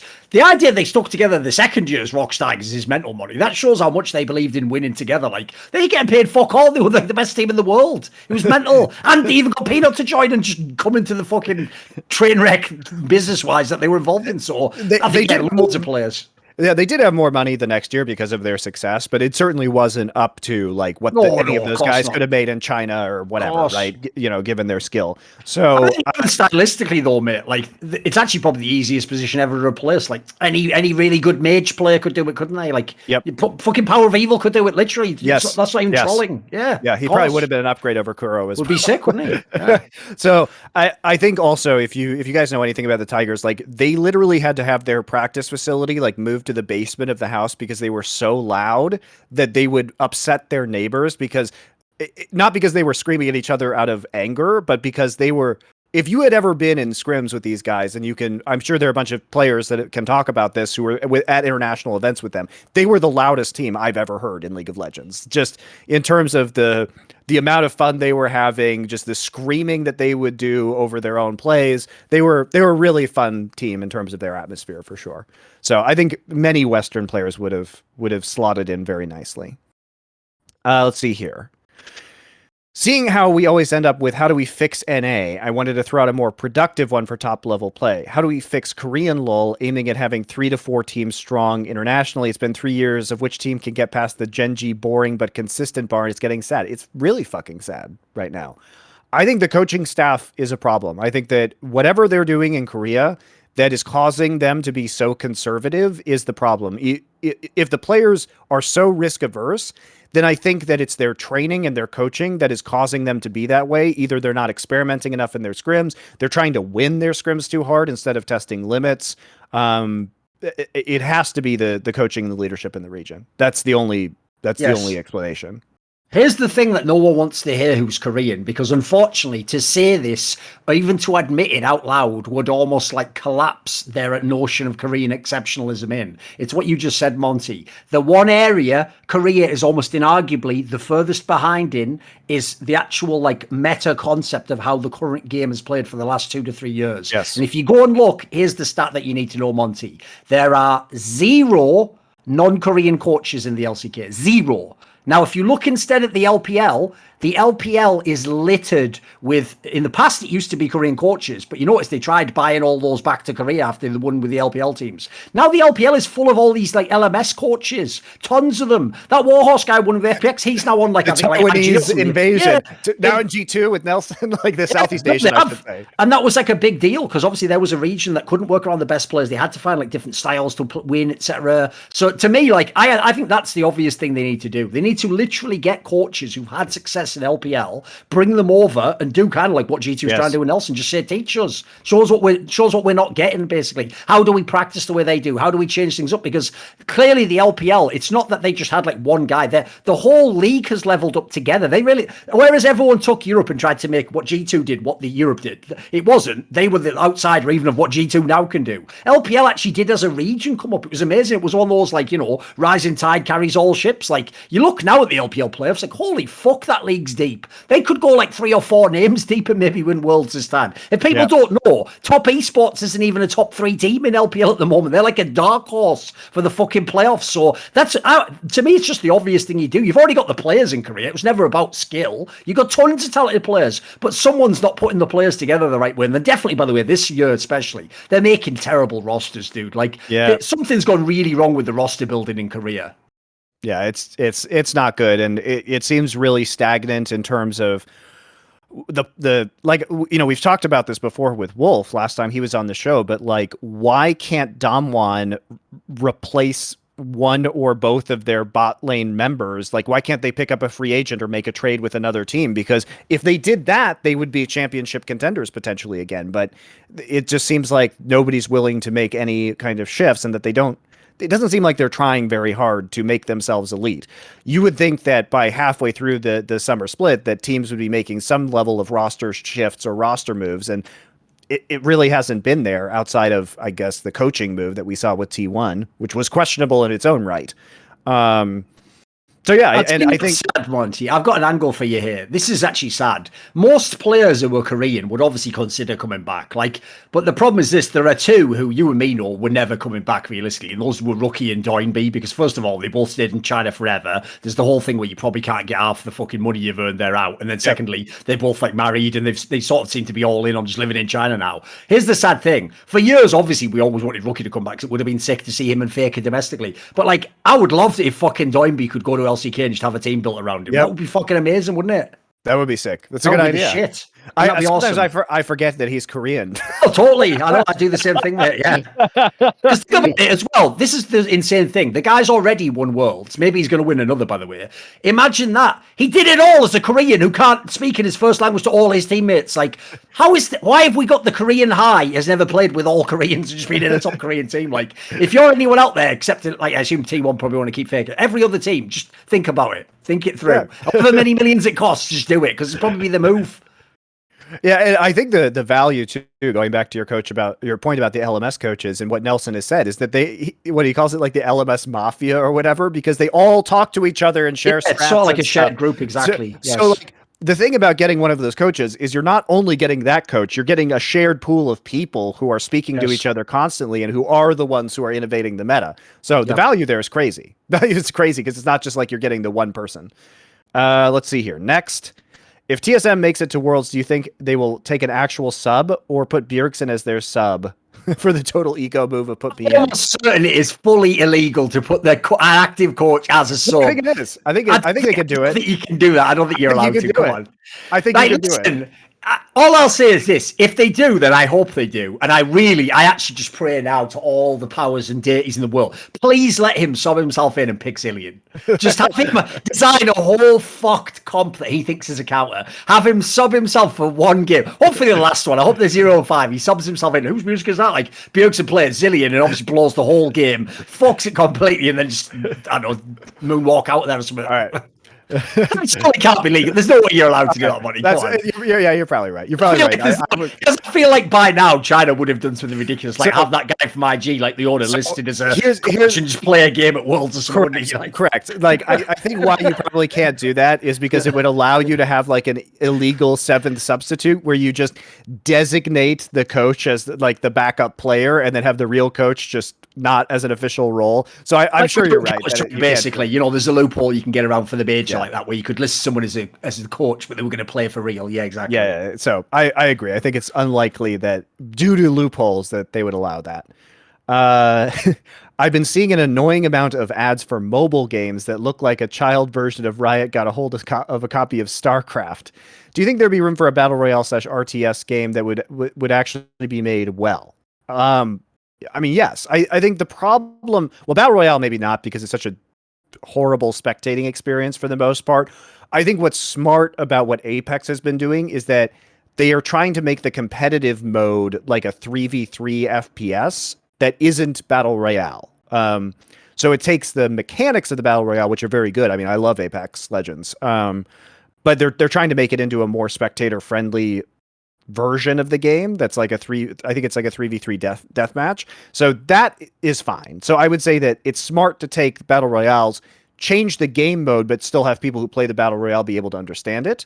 And then as for RTS, I think the fundamental problems with RTS as a genre is that plebs don't like to play them because the business model around RTS is broken, where people have done they're trying to sell you a box game of 1v1s, where I think the best way to do it is to allow team-based RTS play so that the plebs will play it, but then have the actual competitive mode be a classic 1v1 RTS and have it free to play and have it have unlockable content, or do what StarCraft 2 did very late, which is have team PvE modes.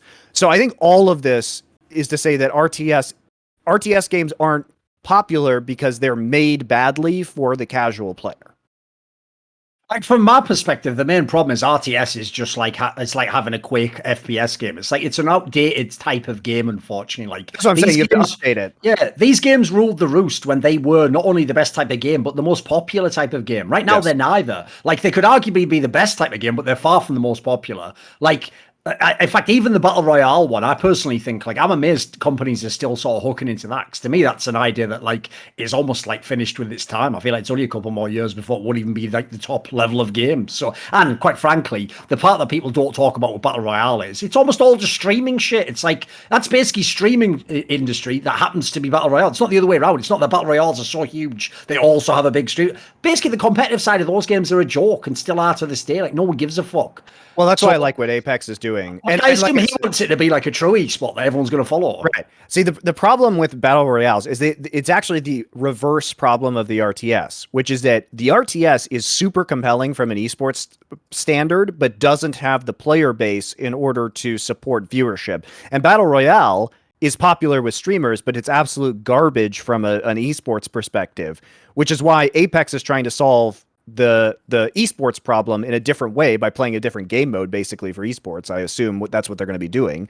And then on the RTS side, you have to come up with a way to make casual play attractive to fans so that they will watch the 1v1 competitive mode because they understand the units or the kind of strategies in the game.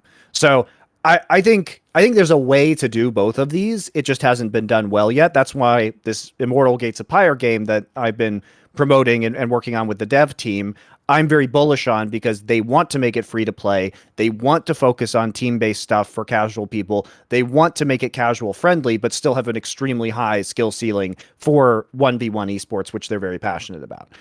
Now, we'll see if they can solve that problem, but they have better ideas than most other people. And if somebody's going to revive RTS at some point in time, because it's a fucking sick game, it just has been made badly in terms of the casual experience. If you could make an all-star team of League players... One last thing to say. There is one other angle that we never talk about here, which is this. Whenever we set it up like that, so like in the old school, the games were super hardcore, there just wasn't as many people who played or watched. Or in the modern day, it tends to be more casual games because you have to have an enormous player base. That actually does itself logically imply a world where we do, in theory, get to have games like Warcraft, StarCraft, Quake come back. Yes. But it's like this. You have to scale even further. You have to scale to the point where so many people play multiplayer games that even if like an RTS or a Quake game is a tiny sliver, that niche itself is now millions. If you get to that point, we can have these games again. They won't be the biggest game in the world, of course, but what my point is they could be the equivalent of whatever like pool is in terms of sports, you know, like they could have their own niche scene with enough people watch and, you know, enough of an ecosystem that you could have them as a proper game again. Either that, or you have enough people, like the game is friendly enough for people who don't play the game to watch, that the storylines and competition are so attractive that it pulls in people who don't play the game. CSGO is probably the best game at doing that right now. But RTS is very viewer and spectator friendly and doesn't require you to play it to have a good grasp of the genre. So I could see a world where if you were super good at making a compelling entertainment product around it, that it would attract people to watch that game. It's hard to do, though. So let's see here. If you could make an all-star team of League players past and present to go get spanked out at Worlds, who would you want to be on that team? And by spanked, I'm talking about 3-0 and getting shut out from kills. So he wants us to put the all-humiliation team, basically. Yeah. And this is Western Pros, did he say? No. Oh, also team of League players. So, like, I guess, like, players on teams that have done well that people might theoretically be able to get hyped by and then would lose. So I guess you have to put, like, Dade Award winners in there, right? To me, you just put all the people, yeah, like you're saying, who like overrated as fuck. Like, for example, obviously Claylove's in there immediately. Dade, there we go. Name. It's a pretty good one. Who else? Let me think. Who's a top? We need a top laner and a support. Oh, probably Carlton for top lane, I'd assume. Yeah. Deserved. Totally deserved, right? I think give him that spot immediately. There you go. What support, though? What support actually deserves to be on this list? But you know what? Here's the thing. Just because I'm horrible, even though he didn't do this, he won everything. I'll just put Wolf there because fuck Wolf. Every time I get a chance, I'm just going to say fuck Wolf, you know.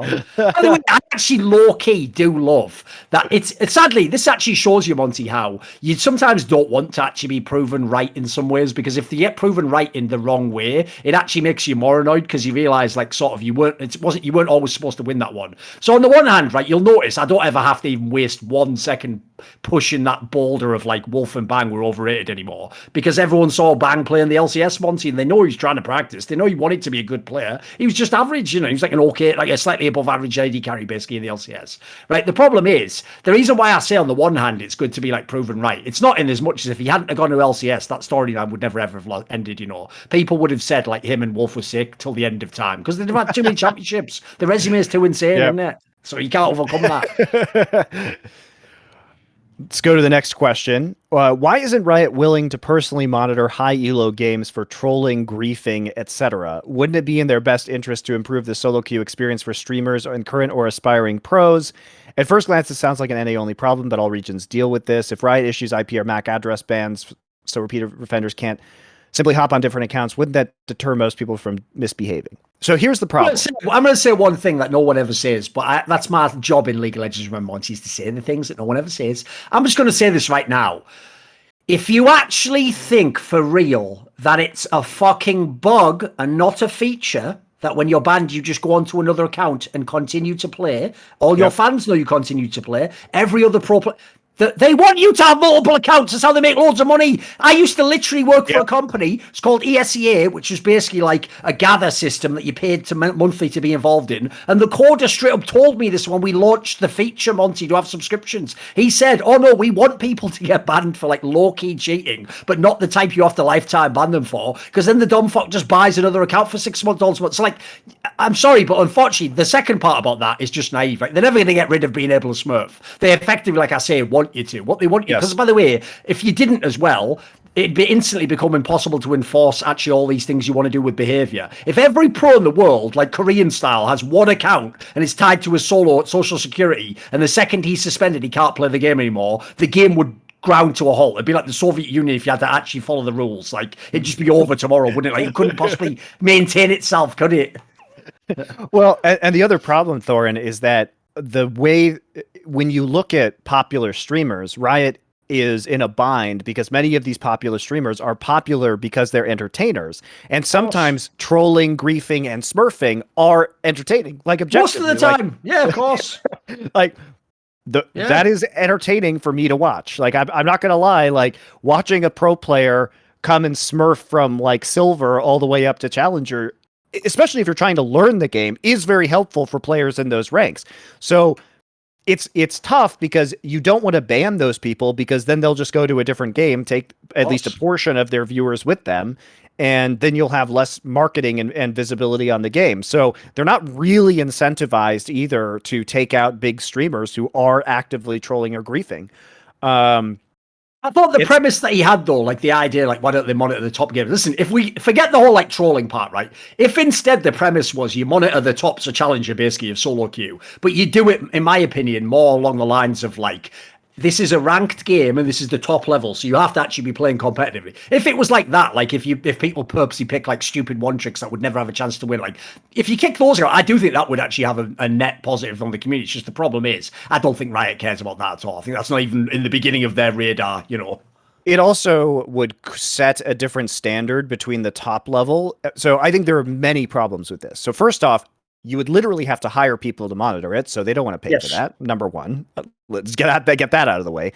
Number two, who would be monitoring this? Because probably you're not going to pay somebody a lot to monitor this. So, like, do you really want more low-paid, like entry-level employees determining what is acceptable on the ladder? And third, even if it was somebody high level in game design or whatever, who was monitoring this, who was well paid, do you want Riot making these decisions? Is that what you want? Does Riot have an incredible track history of making good decisions when it comes to evaluating or judging people within their own game? My argument would be, no, they have a terrible track record of doing that. I don't want them to have more control over the ladder or exert that control in those ways. Fourth, you have to be consistent. So they're trying to create automated systems because they want people to have a consistent experience as much as possible, going from the lower ranks, which would be unmonitored, to the higher ranks. So basically, by having those solo queue games monitored at the top level, you're creating a very different experience than most players would ever see. But they are seeing that impact in say a high elo streamers game. So if I'm a silver player and I go to watch a stream and I see there are different rules, I start to get mad that my silver games are not being monitored in the same way and that there is trolling or griefing or one tricks or whatever, right? So I think there's a lot of fundamental issues with this where they have to basically, for consistency reasons and objectivity reasons, try and automate this as much as possible. It's also just cheaper, frankly. I think it's really, really tough to do that overall.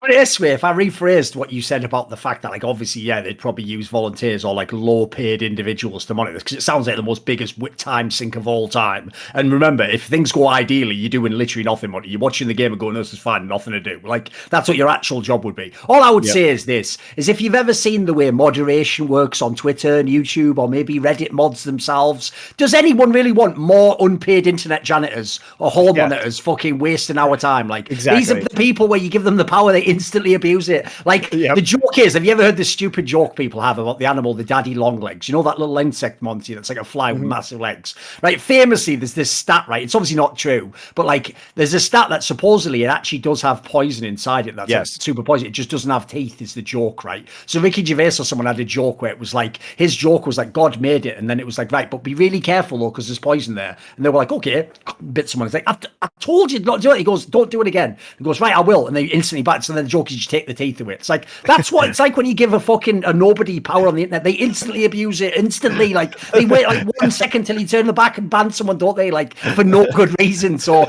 you can, the real problem I could see with that is, much like Reddit mods do with content creators, one of the first ways it would be abused for real is you'd have to basically befriend these fucking high level like hall monitor guys. Yeah. And if you're the pro player that they don't like if you're some guy like Dom or Double Lift, you're just getting fucking suspended because that guy doesn't like you, doesn't it? It would actually, unfortunately, it's like most Riot problems. In the abstract, you can solve the problem. In the practical world, you don't want it. No, exactly. So you also don't want it. You also just straight up don't want it. Exactly.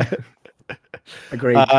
Next, what are your thoughts about League adding the functionality of being able to play with 2 mice at once? For example, one to control movement, the other would be used for aiming.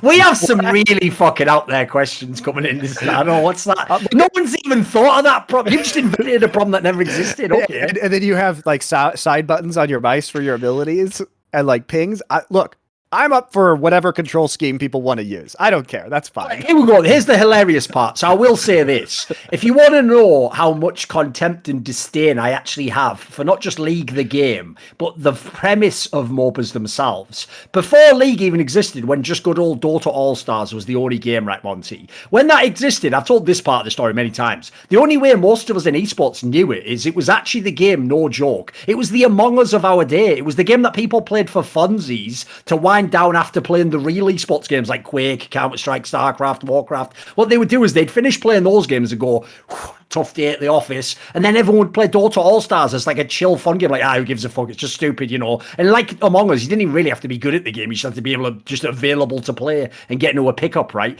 I remember, Monty, when I started playing that game, I played a few games for fun with Counter-Strike people. You won't even believe the level of contempt I had when they'd been raving about how good this game was. When I found out, Monty, that the control scheme works like this. So I move the character with the same cursor that I also aim the character and fire all the attacks with, meaning I can only do one at a time. And they were like, yeah. And I was like, this is because I kept saying like, what are the movement keys? Like, what do you mean? There's no, you just click like. And I was like, well, no, I'd need like quick, like I'd need to like have WASD, like move, and then I can hit them. Like, and they were like, so basically, yeah, the joke is like that's why the game is garbage. That's why I can't believe in the modern day we're having discussions about like mechanics level in League. It's like, like we've taken such a tiny part of the game and had to expand it. So like that's like the PCR test of esports. We've gone too far in that shit. We need to pull back, boys. Like it's not really that mechanically sick a game, is it? I still can't believe that to this day. You move with you aim and fire with the same fucking click that moves. And then we're all watching like a double going, oh my god, it's incredible. It's like, I should introduce some of you people like Quake or something, mate. It'll blow your mind. It'll actually blow your mind. Too funny.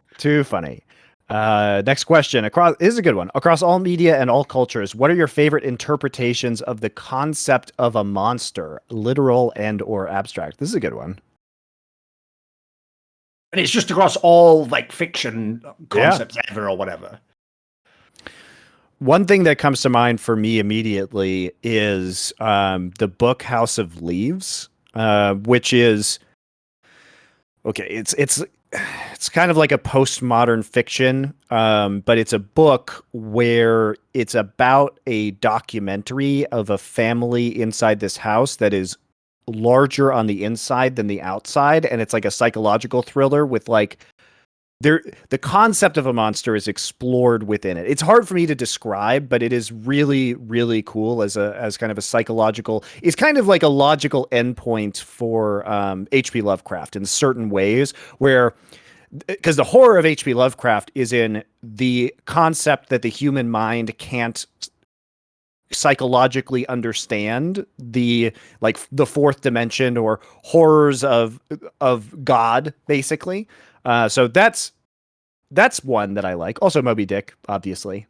It's a pretty great one. I was going to say Lovecraft, because basically the premise to me that I think makes that awesome is if you think about most fiction, especially the sort of shite we just consume in the West, it's all just like you're basically following the protagonist, aren't you? You're experiencing what he's experiencing. Well, as Monty says, the real terror of the Lovecraft stories, they all end the same way. It doesn't matter what good job you did, whether you saved someone, whether you get... At the end, it all ends with, right, essentially the concept is the god itself is more powerful than your consciousness and overwhelms you, and you just go mad. And basically, if the whole premise even, because really the genius of that mechanism, if you bore down to it, is it means that you can then just use incredible levels of like magic realism in the story, and someone can't even tell whether that's supposed to be like metaphorical or whether that's actually happening to the character. Like you yourself, they become an immediately unreliable narrator, even though you're the one following them on the story. So I've always thought that as a premise, you can see why there's so much you can do with that. Like it's got all sorts of new angles. I'd say another one, since they wanted like specific cases, I'll give you a one I've always thought was a mega underrated movie, was that movie from, I think it's actually from like year 2000,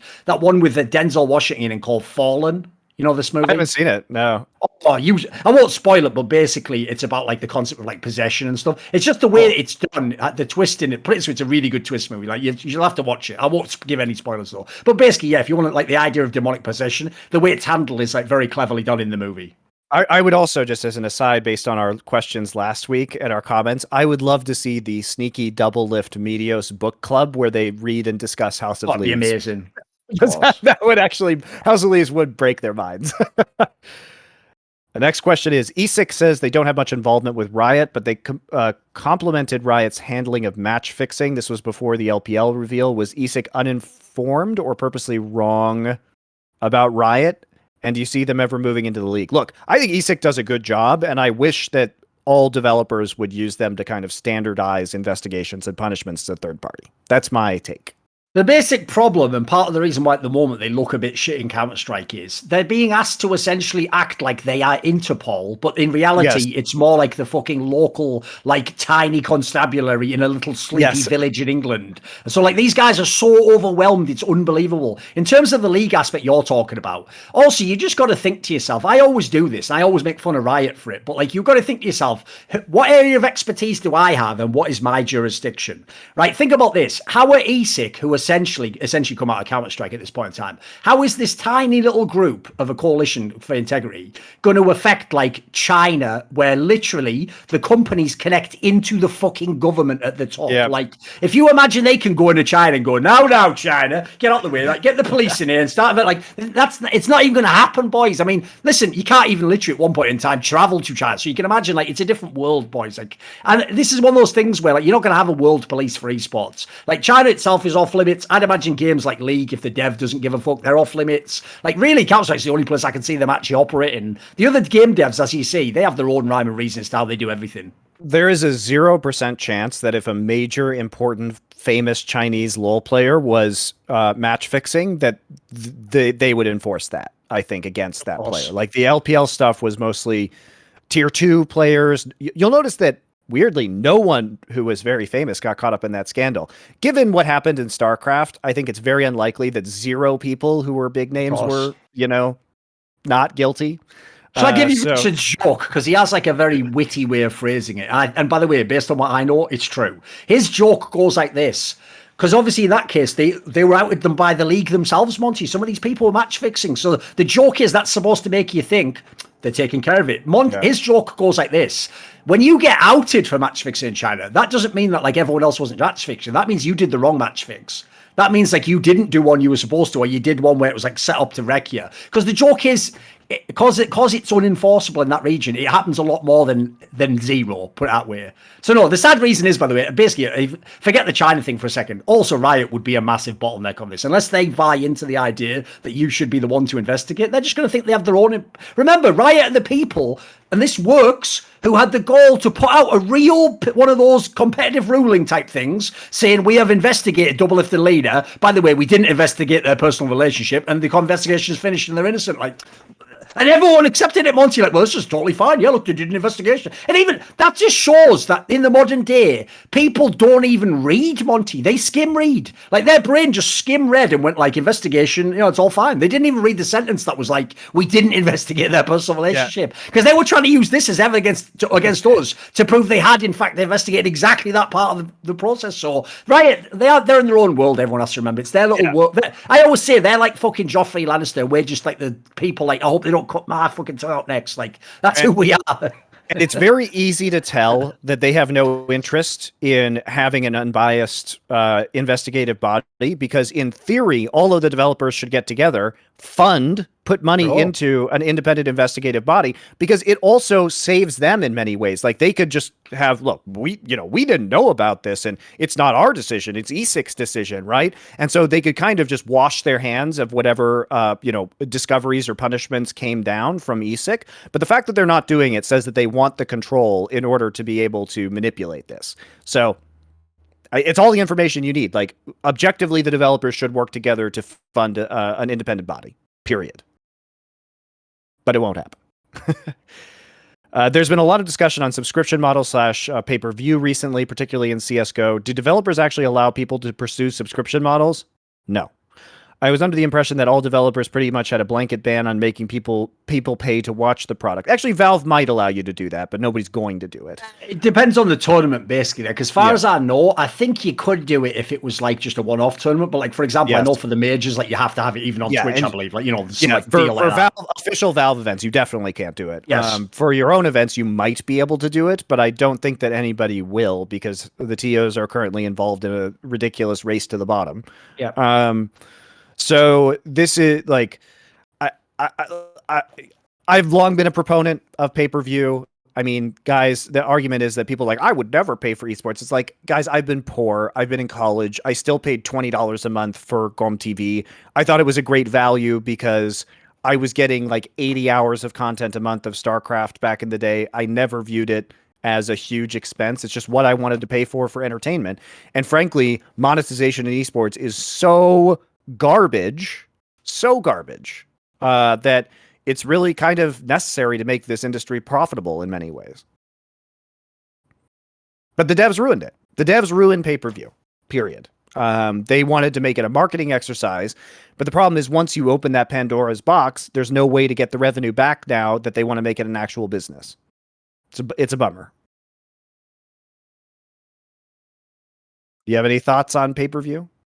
No, not really. I mean, there's actually a By the Numbers episode a few back where I think we discussed that topic and went pretty hard. Like, basically, me and Richard both agreed, like, it is needed. It's basically been needed the whole time, especially now that broadcast rights are actually even deader than they were a few years ago. Like, at least Twitch used to pay something in the past. If anything, like the Overwatch League deal, that's going to be like the high watermark we're never going to reach again. So, sadly, I do think pay-per-view is the move. It's just, as you say, you got to have big balls to actually try at the moment. And unfortunately, in Counter-Strike at the moment, nobody's trying to step out of line and everyone's sort of letting everyone else bleed out for money. So, I feel as though now is not the time they're going to try it, unfortunately. I by the way, that whole thing of the people who go like, but I don't want to pay for that, then you would just be the loser like every other luxury item in the world going, I don't want to pay for nice trainers. And then people would go, you're a loser, you've got bad trainers. Like, that would, that market will take care of itself real quick. Like, think about this angle, guys. Imagine the guy now, for real, who in a group, right? Imagine we were all sat in having a beer, and then you go, have you seen this new thing on Netflix? And he goes, I haven't torrented that yet. Like, is it still out? Like, you're not the cool guy in that group anymore. You were at the beginning of the 2000s. You're the guy who can get it for free. Now you're just the loser. You're the one who's like, I won't pay for a basic service. So, like, all the people, they think that that's like a cool angle now, Monty. It's like an edgy angle. You'd look like an idiot if people just made a really good pay-per-view service that had all this cool shoulder content. Everyone else would just buy it and you'd be the one without it. That's just the way it'd be. Also, viewership is useless if that same viewer isn't buying merch, probably isn't going to events. They're just watching it because it's free. So it's like you already are contributing nothing to this ecosystem. The viewership doesn't matter. Like if you could get, for example, I would take half the viewership if I got double the money, right? It doesn't matter. Like the monetization is so bad right now that you could dramatically reduce viewership as long as that viewership was paying, period. Again, here's another smart thing they could do. If I were developers, I would all together co-invest in a joint venture on a streaming platform which had a subscription attached to it. You'd make like esports Netflix with all of the esports on it, and then you divide up the revenue based off of viewership of those esports. You just have it all in one platform. That's what should happen. Period. Also, it'd be the only way right now you could actually go head to head with someone like Twitch and either force them to do a deal with you or actually battle them. Because as you say, Monty, if you had like, fucking Warcraft 4 and CSGO 2, and if you had like 3 or 4 of these games, you could actually make a real stand against the broadcast platforms. Absolutely, and you just paywall it, and you say the problem is that people don't subscribe to the Twitch channels in the way that they do for individual streamers. So individual streamers get all the money. But if you said we're charging you $5 to $10 a month to access every single esport, and we're providing all this additional content that's super cool, documentaries, and you basically have the developers share in the profits, but they compete with each other for viewership on that platform, where it's like, how you do it by viewed minutes or whatever. So the developer who gets the most viewed minutes, you just carve up the percentage of revenue that way.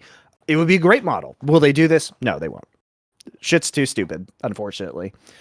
Or you just have one streaming service like Netflix buy the media rights to all of the games. That would also be acceptable. That would be great, in fact, if that happened.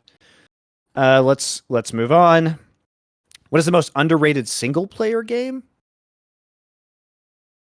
I guess one that comes to mind for me is probably BioShock Infinite, which I think is way better than the initial BioShocks, and I think has a super compelling world and story built into it. So obviously it's a very popular game, but I just think it's underrated compared to BioShock 1.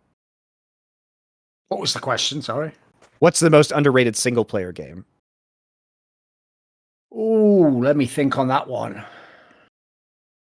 Problem with that is my answers are all boring ones because they're super old. I've only played games from way back in the day. Like my real answer, and this is the Thorn brand for me, is it's actually a game called Elite 2 Frontier on the Amiga 1200. It's actually the best game ever made. It's basically like EVE Online, but like a single player version. Like you have a small ship and you start, and then you do little jobs, and then eventually you get a better craft, and you can like dogfight, and then you can actually like transport things between the worlds. But what made it amazing, because it's an Amiga game from the 90s, is it was actually a game that didn't have a storyline. It was totally open-ended universe that like generates the tasks brand new each time for you, in theory, beyond like the first few turns of the game. So the cool thing about it as a game was it really was one where there wasn't like a central story. You go anywhere in this universe and you do whatever you want, and basically you try and just get like the best craft, the coolest adventure. So it's a mega game. It was the shit back in the day.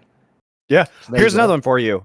Planescape Torment, a game that if you've played it, is one of the best games ever made, and is arguably the best narrative video game ever made, but many people haven't played it. You can go basically like the old school like Fallout type games. It's in that vein. Yeah, and you can get it on GOG now. They have an updated patched version for your modern PC. So there you go. You can go play that. I'll give you one other one. Here's another boomer reference. This is also one where you can almost certainly get this on Steam, and it's straight fire. It's a really old school 90s game. It's called Commandos. It's the shit. It's a game where you have a little group of commandos and you have to do a different task. But in the game, it's like really, really hard though. And it's one of those games where I'm sure on the PC you probably can save. But like I remember when it first came out, actually the original version, you didn't even get to save. You had to complete the level completely through. So it makes it super tricky, and you can do all little things like you can have a little scuba guy and you can set up a bomb. Like the actual like tech in it was really badass. I'm sure they must have done like a whole series of them on Steam, I'm sure. The next question is, with Overwatch 2 reportedly being delayed till 2023, will Valorant dominate the FPS genre until then? I mean, maybe in the States. Valorant isn't dominating FPS in Europe or in Asia right now, so... You know, no one ever talks about that. Like, have you noticed how Valorant is the only one of those games that came out that got the hype of it's the next game that people don't seem to track whether it is indeed the next game or not? Like, we did it with obviously fucking Overwatch and all the battle royales. Like, everyone just quietly never bothers mentioning that. Like, what has Valorant been doing for the last year? Is it just the same? Is it stale? Where's it at, Monty? Right now it's not very popular in Korea, though I've heard it's growing. It's not very popular in China. It's kind of popular in Japan. I was actually talking to a Japanese guy the other day, and he said Apex Legends is actually the biggest game in Japan right now on PC. Okay, really, really big over there. And he said Valorant is like, mid-tier. NA Valorant's obviously very big. Europe, it's smaller than CS. So it's fine. It's doing well mostly in North America, but not so much around the rest of the. Here's the problem. I'll give you one of my angles. I'll give everyone a little secret technique, a razor they can apply here, right? Because one of the things I've done in the industry, I always make this point, is I try to look for, like, I do like the Poirot move. I just ask myself, what hasn't been actually investigated here that would open the whole thing? So here's the angle, right? Here's how I know Valorant isn't doing as sick as people wish it was. Because there would have been 1 million articles about how it has bigger viewership than CS and about how the player base is getting bigger and about how CS is dropping. Like, there haven't been any articles. So that means I know everything's totally fine and that we can all fucking chill, can't we? Here's how you also know, Thorin. NA won an international tournament. That doesn't help. That's all you need to know. That's all you need to know. That's all you need to know. Doesn't help. The only information you need. Yeah, Monty, that's redundant. You just told me earlier that China and Korea don't really play the game. Yeah, no shit. Yeah, exactly. There you go. Game over. So I mean, it's fine. I'm not in love with Valorant. I think it's hard to watch personally. I think it's just the worst version of CS:GO from a viewership perspective. I didn't really enjoy play. I played it for like the first couple weeks it was out, and then I got really sick of checking corners, and I just didn't think it was super fun for me, at least. But the personalities in the game right now are really good. I will say from a narrative perspective, Valorant's pretty entertaining. But the question was like Overwatch 2 being delayed as well. I don't understand what's going on over there. You can't just drop development of the game, release no new content for Overwatch 1 for years and years and years and years, and then also delay Overwatch 2 and expect to maintain an esports product. That's insanity at this point in time. Exactly. What, you thought we'd just forget about all the big shit you talked about Overwatch 2? You've been spending too much time in the Cosby Suite. Damn. There you go. Here's a fact for you. Here's a fact for you, Thorin. If Overwatch is delayed until 2023, fun fact, there will have been more time elapsed between the launch of Overwatch 1 and the announcement of Overwatch 2 than between the announcement of Overwatch 2 and the release of Overwatch 2. So it will have taken more time since the release of the initial game and the announcement of the second one than for the second one announcement and it to actually release, which seems like bad business. One final question. Using regular season standings from this LCS season, what is one change you think each of the 300 Thieves, TSM, and EG that they could make to be the favorites to win the LCS next year, given existing contracts? So basically, like, make a change to those teams that could make them the favorites to win. The move from earlier, like the Yankost instead of Blabber one's a pretty fire one. Was Cloud9 in the 3 he put? No, but you can do Cloud9 too. Okay, if we did that one, there's one. Let me think. What? So basically, we just probably do one move for each team. Right? Make it like a reasonable TSM, 100 Thieves, and EG. To me, the obvious one for TSM, it's not even hitting, is just get a better AD carry, get like an import AD carry. You know, I feel like if you get anyone competent in that position, you could do a lot in that team. Yeah, or even a domestic one. If you moved FBI over there, it would probably be pretty good. You could also make it. Huni's been good this split, so I think he's less of an issue. He's fine. Yeah, he's all right. Also a resident, so that's helpful. 100 Thieves. Sadly, it's probably Someday at the moment, right? He has kind of been a bit whack this year. So the problem is Someday is a resident now, so it's super hard to move him. You'd have to replace Closer as well to make that move, I think, if you had to pick, because you're not going to move Abadage. So given that 100 Thieves has Kenvi in Academy, who is quite promising, I think maybe you use Tenacity and Kenvi, or you use Kenvi and you replace Someday with an import.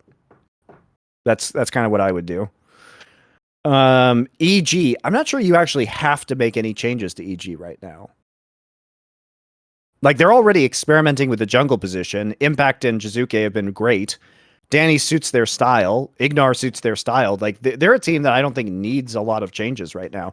I guess you could make an argument for replacing Danny with a better AD carry, but he fits so well stylistically, I'm not sure you would do that. I've got the move for you. Are you ready? I'm going to solve everyone's problems here. Jack, listen, mate. Right, so being as we know, Jack loves to sell players to EG for a lot of money. When he gets Yankos, he obviously sells Blabber to EG. By the way, Blabber and Jizuke, that's a fucking match made in heaven right there. I will say, if you're Impact, fucking hell, you're going to have fully grey hair by the end of your time playing in this team. But if there's ever two players deserve to play together, surely Jizuke and Blabber need to play together. That would be amazing. I'd love to see that. Thorin, weirdly, like, a like Svenskeren and Blabber trade between those two teams might actually solve a lot of problems for both teams. If you think about the style of players as well, I bet actually Svenskeren and Perks would play very well together, and they probably fuck with each other's mindset. Yeah, people would think we're memeing because obviously Svenskeren was in Cloud9. Well, I wouldn't even be a bad movement. I agree. I think I could potentially fix both teams. Not that EG like needs fixing right now. But if you want to make one move, to just do something. Yeah. So there you go. There's our questions for this week. Thank you for submitting in our GrogCoin 25 channel. Appreciate you guys. As for next week, I do not know if we will have a show as of right now, because I have to go travel to an event that hasn't been announced yet. So maybe by the time the VOD is out, there'll be an announcement that'll be made. But we will try and schedule a show. It may not be possible, so our next show might be in 2 weeks. It was a little sudden. Let's put it that way. So we'll get back to you with more information about that based on my schedule. I'm sorry, I did not anticipate that this would be coming up, but it is coming up. So there you go. We'll see you in either 1 or 2 weeks, depending on the schedule. You can check out our Twitters for more information on that. But if you don't see an episode next week, that's why. Otherwise, we'll see you in a couple weeks and continue to discuss the playoffs around the world. So thanks for watching SI, and we'll see you again at an indeterminate point in the future.